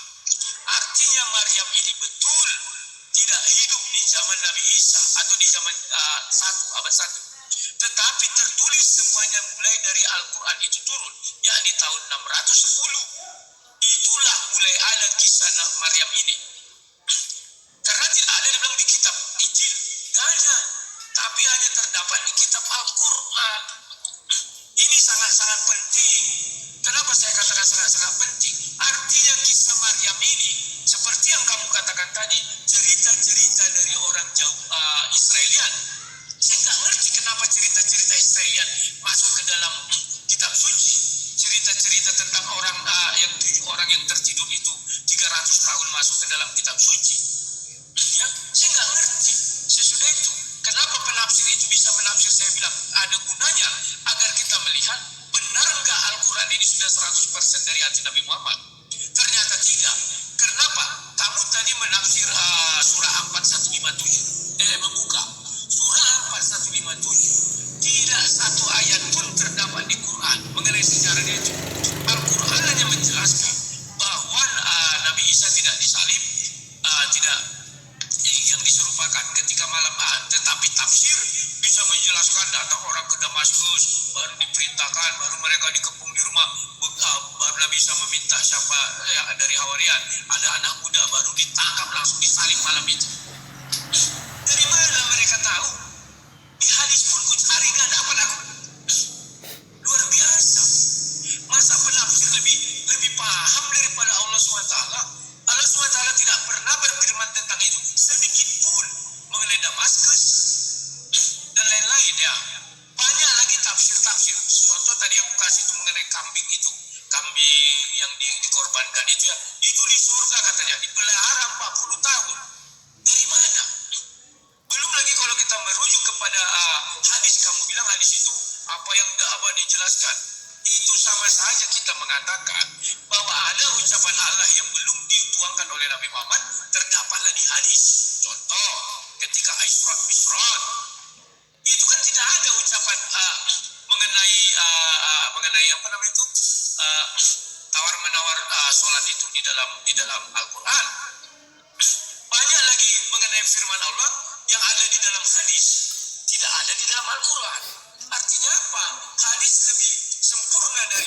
Al-Quran. Itu seperti yang dikatakan oleh Bapak Profesor Doktor dari Malaysia itu. Waktu itu saya di SDM. Al-Quran berisi kalamullah yang didetailkan atau disempurnakan oleh hadis. Jadi tolong dijelaskanlah. Silakan. Nah, di sini apa ya? Al-Quran itu memang membutuhkan orang-orang cerdas agar supaya memahami Al-Quran. Karena di dalam Al-Quran dianjurkan untuk memakai akalnya agar supaya memikirkan atau menggali apa yang terkandung di dalam Al-Quran. Karena Al-Quran merupakan sumber ilmu pengetahuan gitu loh. Nah, ketika misalkan gini ya, ada kalimat kabarkanlah tentang Nabi Idris seperti itu, maka Rasulullah menceritakan walaupun di dalam Al-Quran ada kalimat kabarkanlah Muhammad tentang Nabi Idris seperti itu, maka kemudian Nabi Muhammad SAW mengabarkan tentang Nabi Idris seperti itu.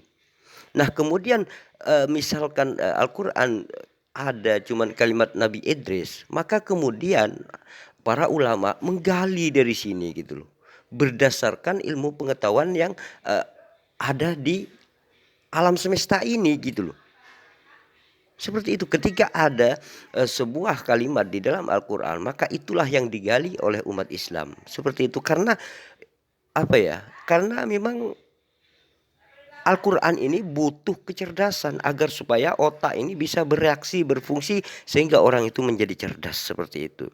Kalau misalkan di dalam Al-Quran diceritakan sedetil-detilnya seperti itu, maka umat Islam gak akan cerdas gitu loh. Karena cuman membaca aja. Jadi untuk itulah Al-Quran disebut disebut mukjizat, karena di dalam kandungan Al-Quran itu banyak sekali rahasia-rahasia kandungan di dalam Al-Quran, sehingga kita itu wajib menggali apa yang tertera di dalam Al-Quran. Seperti itulah yang disebut dengan mentadabburi Al-Quran, mempelajari tentang Al-Quran. Seperti itu. Mungkin Ustadz Wafi, silakan Ustadz Wafi.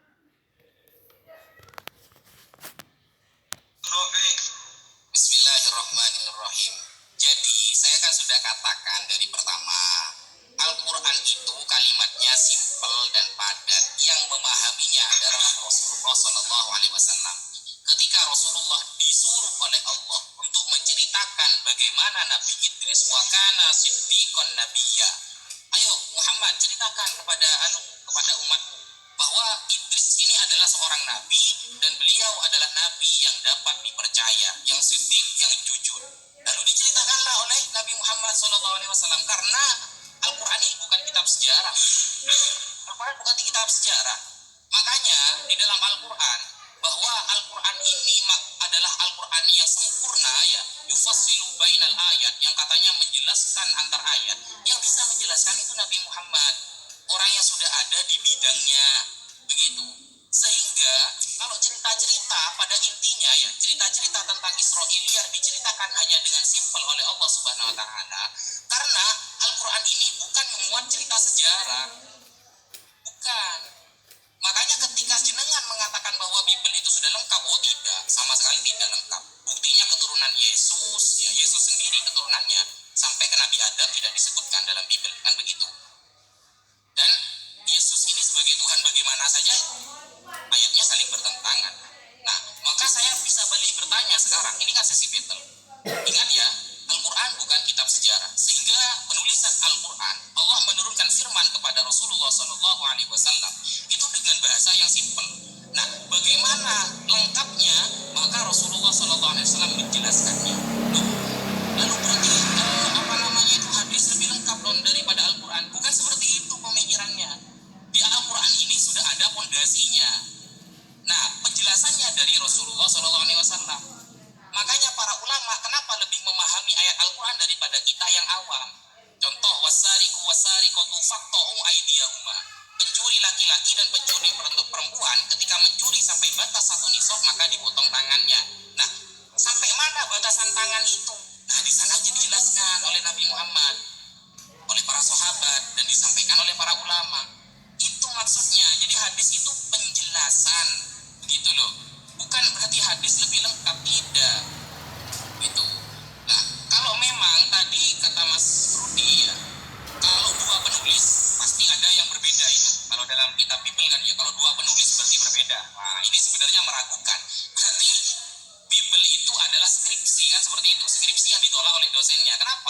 karena banyak penulisnya.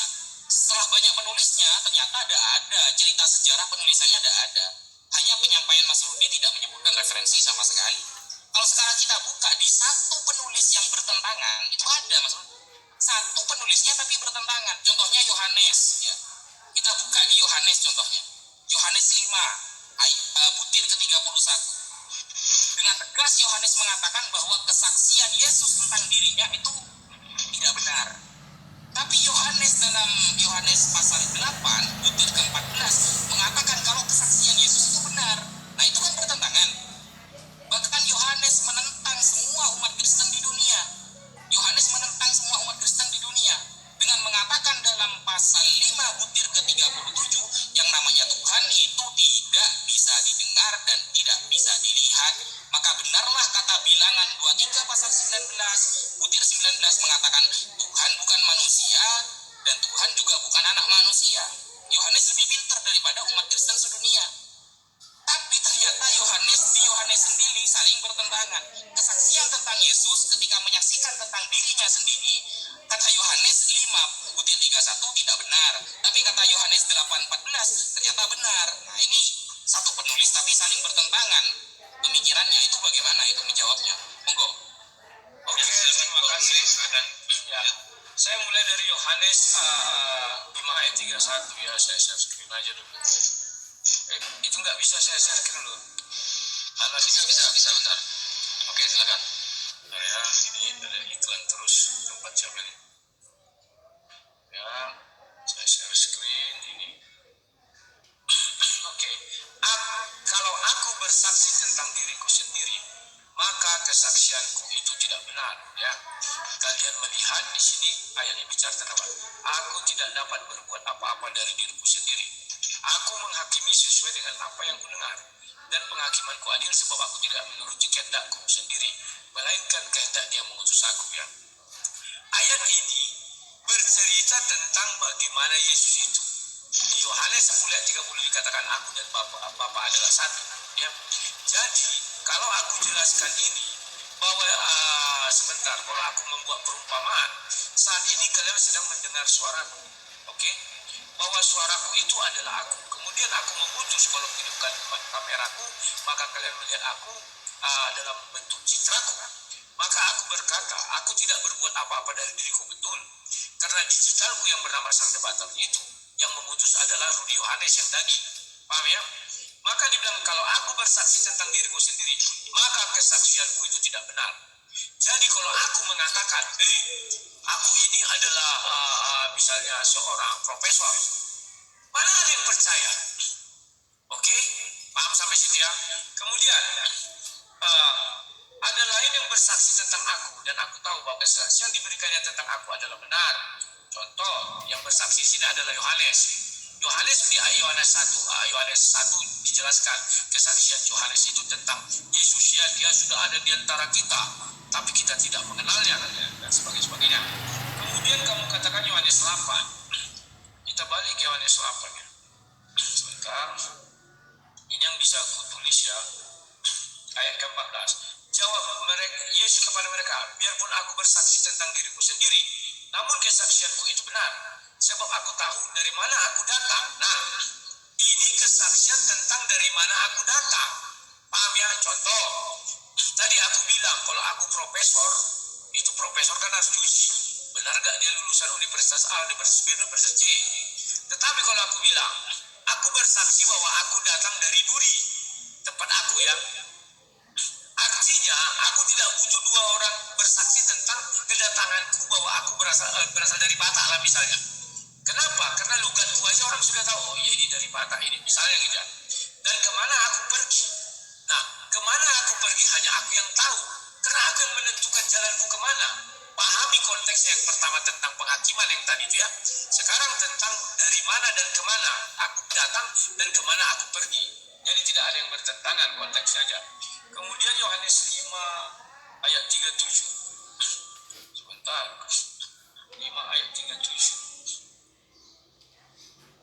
Bapa yang mengutus aku, Dia yang bersaksi tentang aku. Kamu tidak pernah mendengar suaranya, rupanya pun tidak pernah kamu lihat. Betul. Saat itu Yesus sedang berbicara di hadapan orang banyak. Saat sedang berbicara di hadapan orang pada tahun abad ke-1. Bedakan dengan kalau Adam yang berbicara. Adam melihat Bapa di sorga kok. Kenapa dia melihat? Orang di Taman Eden dia dipakaikan pakaian sama Bapa di sorga sebelum diusir. Jadi kalimat ini tidak bisa dipukul rata. Seluruh manusia tidak ada melihat Tuhan. Oh, tidak begitu. Ya. Nah, mendengar suaranya pun tidak pernah kamu lihat. Kan kamu katanya. Kalimat kamu di sini merujuk kepada orang-orang yang ada di situ. Tetapi si Musa pernah mendengar suara Tuhan. Abraham pun pernah mendengar suara Tuhan. Elia pun pernah mendengar suara Tuhan. Bahkan orang-orang ketika Yesus dibaptis pun pernah mendengar suara Tuhan. Tetapi saat Yesus berada di tengah-tengah orang ini tidak pernah mendengar suara Tuhan. Kemudian kita masuk ke Bilangan 23. Sebentar. Bilangan 23 ayat 19. 23 ayatnya yang ke-19. Nah ini. Allah bukanlah manusia sehingga ia berdusta. Betul. Allah itu tidak seperti manusia sehingga dia berdusta. Allah tidak pernah berdusta. Itu maksudnya. Dia bukan anak manusia yang bisa berdusta. Kalian memonggal ayatnya menjadi Allah bukan manusia. Wah, berarti Yesus itu bukan Tuhan sehingga dia berdusta. Bukan anak manusia. Bukan begitu kalimat ini. Allah bukan manusia sehingga dia berdusta. Bahwa Tuhan tidak pernah berdusta. Bukan anak manusia dia. Jadi yang berdusta itu hanyalah anak manusia. Semoga kalian paham. Oke? Nah, sekarang kamu tadi menjelaskan stop. Kok nggak bisa ya? Stop. Sekarang saya buka dulu. Ini kisah. Kamu bilang Al-Quran bukan kisah sejarah. Siapa bilang? Di dalam Al-Quran ada itu sejarah. Ada sejarah Musa. Sejarah Nuh hanya tidak lengkap. Jangan kalian tiadakan sejarah-sejarah ada di situ kok. Kemudian kamu mengatakan surah 19 ayat 56. Nabi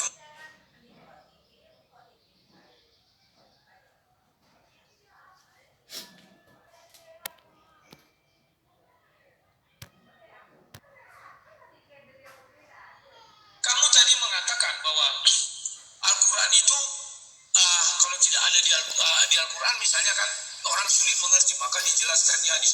Hadis datangnya belakangan, mungkin ratusan tahun kemudian. Kenapa hadis datangnya tidak berbarengan dengan Al-Quran?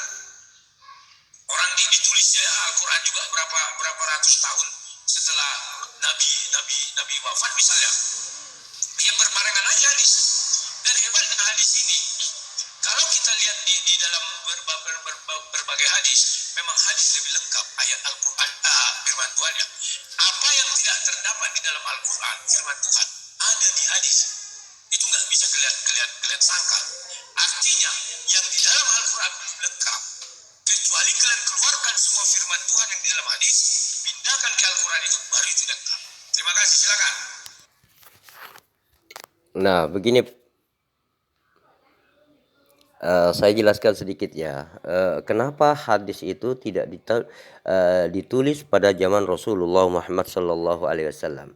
Karena memang Rasulullah SAW itu tidak menganjurkan menulis hadis, gitu loh. Hadis ini adalah apa yang Rasulullah katakan selain Al-Quran, kan seperti itu. Itu namanya hadis. Nah, pada saat itu Rasulullah menganjurkan menulis Al-Quran saja, agar supaya tujuannya apa? Agar supaya firman Allah yang disebut dengan Al-Quran ini tidak campur aduk dengan keterangan-keterangan dari Rasulullah, seperti itu. Artinya di sini yang disebut dengan Al-Quran ini murni firman Allah Subhanahu wa taala, itu yang disebut Al-Quran. Sedangkan hadis itu adalah penjelasan-penjelasan Rasulullah Shallallahu alaihi wasallam tentang Al-Quran, seperti itu. Itulah hadis. Ketika sahabat bertanya kepada Rasulullah misalkan, bagaimana tentang ayat ini ya Rasulullah, maka Rasulullah menjelaskan ayat itu. Nah, penjelasan Rasulullah itu disebut dengan hadis. Dan hadis itu dilarang ditulis pada saat itu. Kenapa? Karena takut hadis tercampur dengan Al-Quran, seperti itu. Itulah kenapa hadis pada saat itu tidak ditulis pada saat zaman Rasulullah, gitu loh. Tetapi cuman para sahabat ini menghafal gitu loh. Untuk itulah kemudian ketika misalkan contohnya ya, sebuah tafsir misalkan Ibnu Mas'ud ini kan pengajar Al-Quran, otomatis dia itu menuliskan sebuah tafsirnya kan seperti itu, karena dia itu khusus mengajarkan Al-Quran. Nah itu aja ketika Ibnu Mas'ud menuliskan tentang sebuah tafsir di dalam Al-Qurannya, itu kadang-kadang muridnya itu tidak paham gitu loh. Artinya dikira itu mushaf semua, karena kan orang Arab menulisnya, Al-Quran ini ditulis dalam bahasa Arab, kemudian tafsirnya ditulis dalam bahasa Arab juga. Ini kalau tidak kalau semua ditulis, maka di sini akan rancu seperti itulah. Untuk itulah demi menghindari kerancuan-kerancuan seperti itu, maka Rasulullah ini melarang menulis hadis seperti itu, agar supaya Al-Quran murni. Al-Quran ini memang benar-benar murni dari Allah Subhanahu wa taala, bukan berisi penjelasan-penjelasan Nabi Muhammad seperti itulah. Untuk penjelasan Nabi Muhammad itu disebut hadis seperti itu, Pak Rudi. Ya, monggo silakan Ustadz Wafi. Ustadz Wafi apa Pak Rudi lagi nih? Monggo. Ya, silakan Ustaz Wafi. Oke, bismillahirrahmanirrahim. Bisa saya screen ya? Tentang surah Maryam, bahwa Rasulullah Shallallahu Alaihi Wasallam disuruh menceritakan tentang Maryam. Kan ini ayatnya. Wadhkur fil kitabi Maryam idin tabadat min ahliha makanan syarqiyya. Ceritakanlah wahai Muhammad tentang kisah Maryam dan keluarganya ya, ketika mereka berpindah tempat, ketika itu berada di Baitul Maqdis ya, berada di Baitul Muqaddas. Nah, cerita itu diperintahkan oleh Allah Subhanahu wa taala agar Nabi Muhammad menceritakannya kepada umatnya. Ceritanya di mana? Nah, ceritanya contohnya di dalam surah Ali Imran. Ini surah Ali Imran. Saya kasih tanda. Nah, fi Ali Imran, di dalam surah Ali Imran contohnya itu disuruh ceritakan oleh Nabi Muhammad, wa annaha nadharatha muharrarah ay takhdimu masjid Baitul Maqdis, saat menjadi khaddamnya Masjid Baitul Maqdis, wa kanu yataqarrabuna bidzalik, dan saat itu mereka mendekat ya, atau mendekatkan diri kepada Allah di Baitul Maqdis. Ayatnya surah Al Imran ayat 37, fataqabbalaha rabbuha biqabulin hasan wa ambat nabatan hasanan, seperti itu. Oh, sudah habis ya? Iya, sudah 30 menit. Oke, terima kasih. Mau ditambah lagi? Nah, nggak usah lah. Sudah malam, aku nanti silakan. Jam 2 pagi harus berangkat keluar kota. Saya sudah masih punya pertanyaan tentang kode-kode ini loh, tentang penulisannya ini loh. Ya, begini aja ku jawab. Biar Bapak puas bahwa saya hanya mengimani yang sudah di kanon 325. Oke, itu pertanyaan saya. Ya. Berarti LAI sudah di kanon ya? Sudah pasti di kanon ya? Ya, kami mempercaya yang sudah di kanon 325 itu aja. Oke, itu aja dulu Pak ya. Semua ya? Nah, besok Tunggu, satu pertanyaan. Kalau Ya. berarti LAI sudah benar semua itu ya? Sudah ada yang salah ya? kalau dikatakan LAI sudah benar semua atau ada yang salah, kalau dibilang tentang terjemahan itu kan kita dalam bahasa Indonesia, tergantung bahasa Indonesianya lagi nanti. Kalau ada perkembangannya lagi, itu berubah lagi terjemahannya. Oke, kita bahas original teks sekarang ya, gimana? Yunaninya? Kita bicara besok saja. Sedikit kok, cuma satu kok. Kenapa tiba-tiba harus keluar kota? Jam 2 keluar kota. 5 menit aja, saya kasih. Ya, silakan. 5 menit ya. Ya. Saya tanya sekarang, LAI itu merujuk kepada kodek yang dikanonisasi yang mana? Coba. Ya, kamu tanya aja ke LAI. Astagfirullah. Aduh Pak Rudi, gimana sih Pak Rudi? Kan Pak Rudi ini merujuk kepada LAI, kan seperti itu. LAI kan cuman sekedar terjemahan gitu loh Pak Rudi. Kan terjemahan LAI, masa Pak Rudi gak tahu aslinya? atau merujuk kepada kodek yang mana, kan seperti itu. Seharusnya Pak Rudi ini menjelaskan LAI ini merujuknya kepada kodek ini kan seperti itu. Kan kata Pak Rudi LAI itu kan cuma terjemahan. Ya, LAI itu kan cuma terjemahan. Yang diterjemahkan itu apa? Kok aslinya beda dengan versi LAI seperti itu, misalkan kan seperti itu. Ini yang ya, misalkan dari sinilah LAI menerjemahkan seperti itu. Seharusnya Pak Rudi tahu di sini gitu loh. Kan kalau Pak Rudi nggak tahu kan amburadul di sini Pak Rudi, pemahaman Pak Rudi gitu. Masa Pak Rudi sebagai umat Kristen nggak tahu LAI itu diterjemahkan dari mana, kemudian lihat kodek aslinya seperti apa, kan seharusnya gitu Pak Rudi. Oh, monggo. Saya bukan orang LAI, gimana sih? Kan logikanya masuk ya. LAI katanya sudah benar semua, sudah dikanonisasi. Saya nanya, rujukan LAI itu di kodek yang mana yang persis seperti LAI itu, sehingga itu yang dibenarkan dan kodek yang lain yang tidak dibenarkan gitu. Ya, makanya aku bilang kalau kau nanya lai bukan aku bukan orang lain. Kalau ku jawab aku ngarang-ngarang. Kalau aku ngarang-ngarang artinya aku berbohong. Lebih bagus ku katakan kau tanya saja sama orang lain. Tetapi kalau kau tanya isi Al-Quran, isi Bible yang ku pegang sekarang, ku jawab dari ujung ke ujung. Paham dah?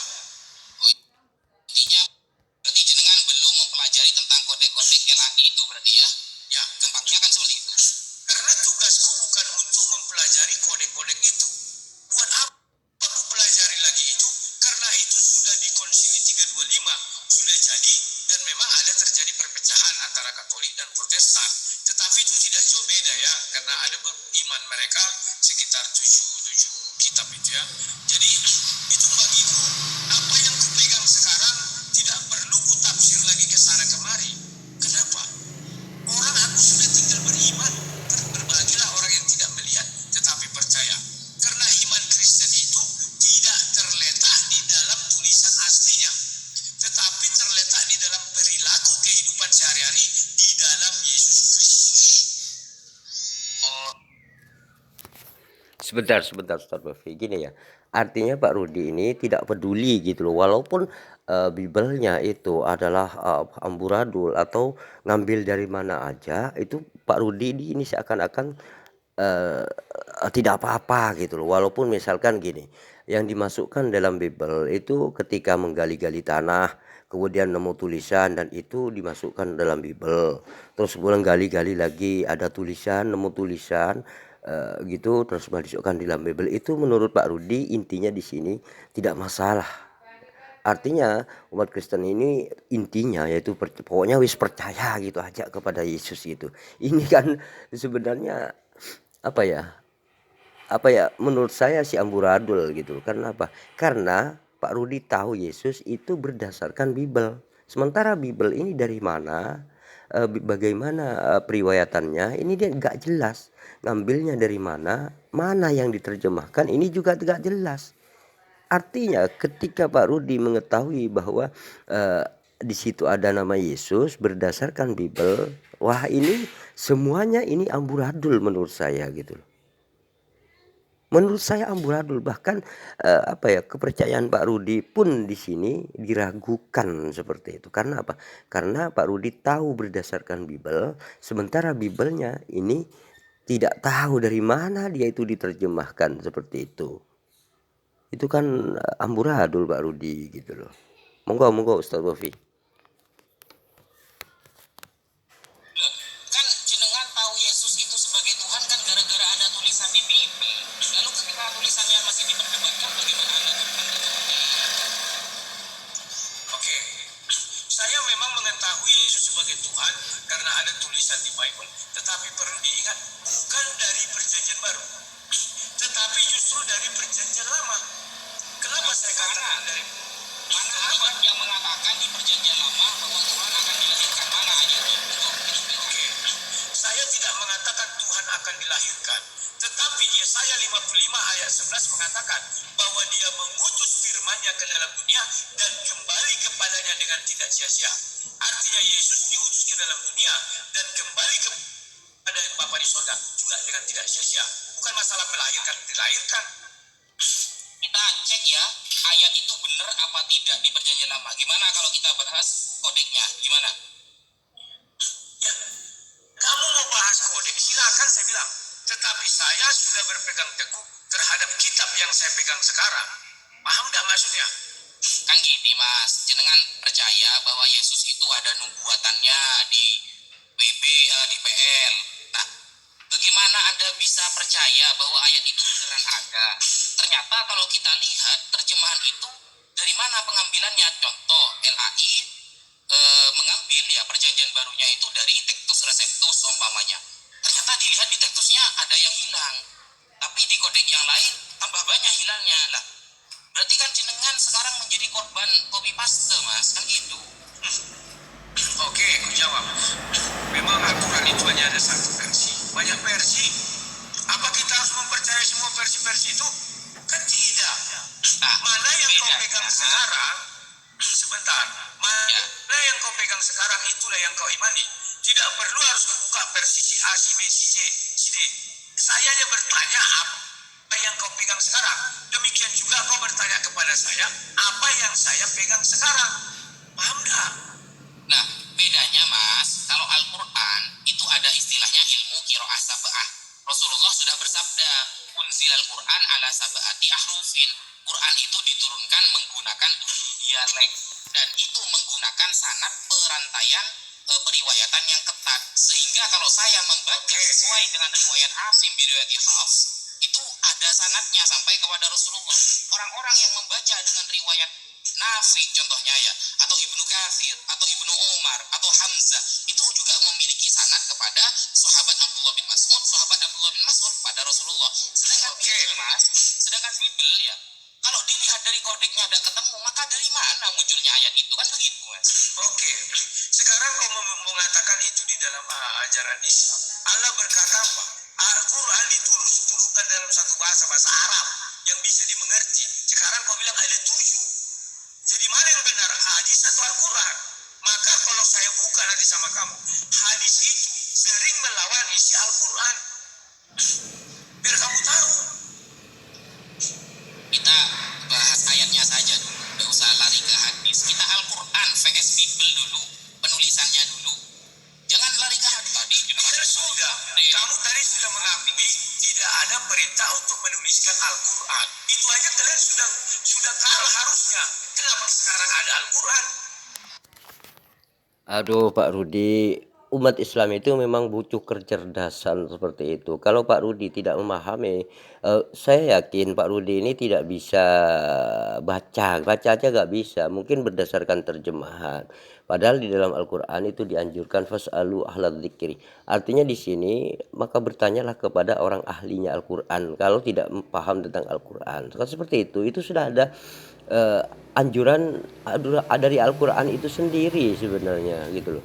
Nah, ketika Pak Rudi mengatakan Al-Quran itu tidak dianjurkan tidak diperintahkan untuk ditulis. Nah, secara tersirat sebenarnya Al-Quran itu sudah menganjurkan untuk mewajibkan atau menganjurkan untuk ditulis. Karena apa? Karena di dalam Al-Quran itu ada kalimat dzalikal kitabu, ini kitab, seperti itu. Nah, ketika ada kalimat kitab itu pasti tertulis kan seperti itu. Nah, ini membuktikan ketika ada kalimat kitab itu dianjurkan ditulis karena yang disebut kitab ini adalah sebuah tulisan kan seperti itu. Nah, ini menunjukkan bahwa Al-Quran ini diperintahkan untuk ditulis seperti itu Pak Rudi. Tadi kan sudah dijawab, tapi Anda masih muter-muter gak paham-paham di situ. Mungkin kecerdasan Anda ini kurang gitu loh. Artinya Anda ini kurang cerdas dalam hal ini seperti itu Pak Rudi.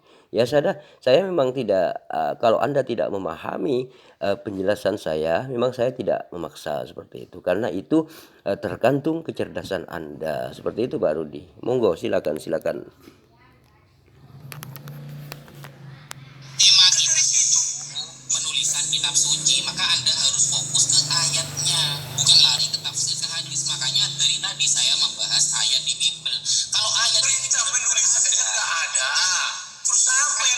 sama aku omong kosong. Kan ayatnya Oke, habis. bisa berbentuk terjemah. Habis. Ya, oke. Oke, Mantap, Mas. ini lain waktu kita lanjut ya, Mas. Kalau Ya. silakan. Dari Ustadz Wafi, silakan Ustadz.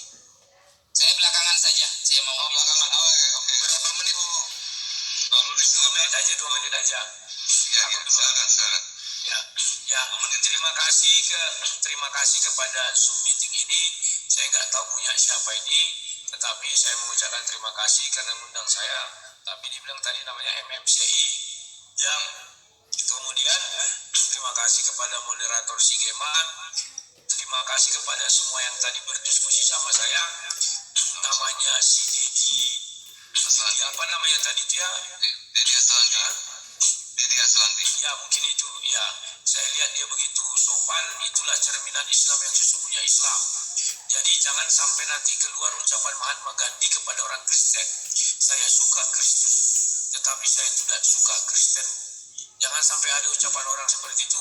Saya suka misalnya Islam, tapi saya tidak suka kau. Katanya misalnya gitu ya. Jadi kawan-kawan, tolonglah kalian perhatikan kita untuk mengedukasi orang. Ya, kita tidak mencari kalah menang di sini, tetapi bagaimana kita mengedukasi orang. Ya, terima kasih kepada Ustadz Wafi.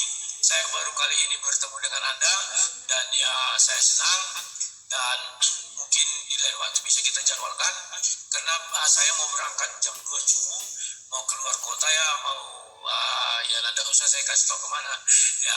Kemudian Siap. ya. Dan kemudian terima kasih juga kepada semua penonton di channel manapun. Terima kasih kepada pemilik Basin atau apa yang kau ambil ini ya? Basin Media. Basin, ya. Terima kasih yang sudah mengizinkan. Pokoknya terima kasih semua deh. Kita jumpa lagi. Saya siap setiap saat untuk berdiskusi dengan kalian, dengan catatan kita bisa menguasai diri dan kita berbicara bergantian ya. Saya suka. Terima kasih semuanya. Selamat malam. Selamat malam. Oke, untuk ini penutupan Ustadz Wafi. Ustadz Wafi saya tunggu ini. Tunggu sebentar, penutupan Ustadz Wafi saya menunggu soalnya dari tadi. Masya Allah ini. Tafadhol Ustadz. Bismillahirrahmanirrahim. Bismillahirrahmanirrahim. Alhamdulillah kita sudah berdiskusi dengan Mas Rudi Yohanes. Terima kasih juga atas perhatiannya dan atas penjelasan yang dijelaskan jenengan termasuk orang Kristen yang sangat jujur menurut saya. Ya sangat jujur dalam berdiskusi ini. Jadi ketika tidak tahu ya sudah tidak tahu. Ketika sudah ada belajar ya sudah ada belajar. Daripada menjawab tapi salah nantinya. Makanya saya tekankan apakah jenengan pernah belajar tentang kode-kode yang diambil dari LAI. Ternyata beliau tidak perlu saya belajar itu, yang penting saya sudah mengimani yang ada, kan seperti itu. Alhamdulillah itu adalah jawaban yang sangat sempurna bagi kita sehingga kita tidak bisa mengejar lagi apa yang ingin Anda sampaikan. Dan ini adalah perbedaan kita bahwa Al-Quran itu diturunkan oleh Allah dengan secara yang ketat. Makanya ketika ada para sahabat yang menyampaikan ajaran kepada Islam, menyampaikan ajaran, maka para sahabat lain akan mengatakan samulana rijalakum. Buktikan siapa saja yang pernah mengatakan itu kepada kamu. Kalau tidak ada buktinya, tidak ada saksinya, tidak kemudian kredibilitas orangnya tidak dipercaya, maka saat itu dia tidak diterima pengajarannya.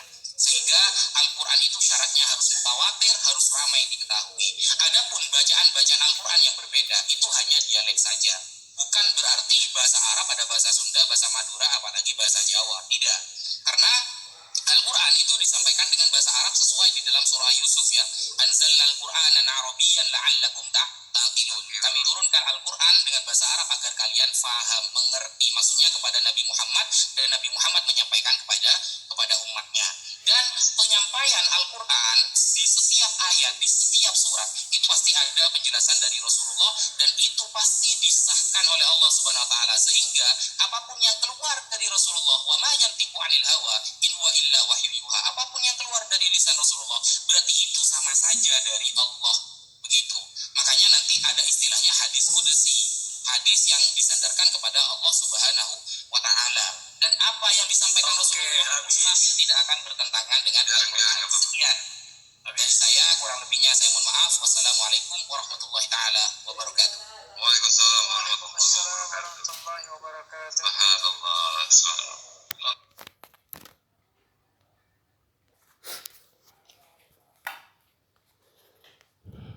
Subhanallah, subhanallah. Ya begitulah tadi dialog-dialog antara Ustadz Wafi Madura dengan Rudi Yohanes Batak seperti itu. Pendeta Rudi Yohanes pendeta dari Batak seperti itulah.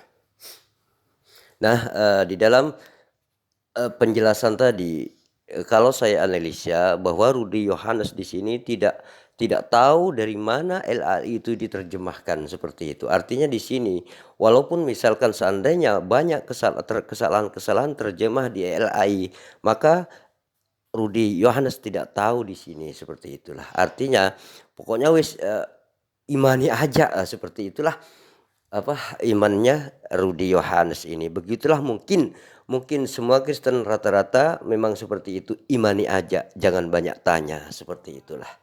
Karena apa? Karena sekelas pendeta, sekelas Rudi Yohanes, dia itu tidak mengetahui dari mana LAI ini diterjemahkan, dari mana LAI ini diterjemahkan seperti itu.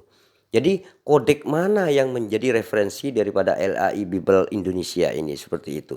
Itu tidak pernah diajarkan, tidak pernah dipelajari oleh Rudi Yohanes. Sekelas Rudi Yohanes ini tidak mengetahui dari mana LAI menerjemahkan seperti itu. Ini miris sekali ya kalau cuman sekelas Bani Targum, artinya sekelas Bani Targum itu adalah sekelas terjemahan seperti itu.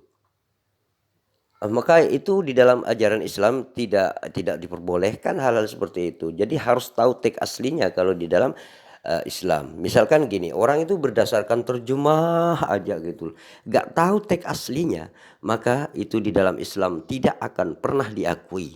Karena apa? Karena harus sanadnya harus jelas, harus mutawatir, seperti itulah kalau di dalam ajaran Islam seperti itu. Nah, sedangkan di dalam ajaran Kekristenan nggak peduli LAI itu mau nerjemahkan dari mana, wis yang penting imani saja, jangan banyak tanya. Intinya ya seperti itulah gambaran saya tentang Pak Rudi Yohanes ini seperti itu. Ya mungkin semua orang Kristen memang seperti itulah gitu. Yang penting imani saja. Yang penting intinya, yang penting imani Yesus aja sebagai Tuhan gitu. Dari mana dia itu tahu bahwa Yesus itu Tuhan? Kan dari Bible. Kan seperti itu. Misalkan dari Bible lah seperti itu. Misalkan dari Bible. Nah seharusnya dia itu merujuk kepada Bible-nya yang menjadi referensi, mengecek Bible-nya. Apakah benar Bible ini sudah akurat? Apakah benar ngambil dari mana LAI ini menerjemahkan? Misalkan dari Kodeks Sinaiticus gitu. Kemudian cek lagi Kodeks Sinaiticusnya. Loh, kok ini ya banyak Kodeks Sinaiticus ini sampai ayat 8 misalkan.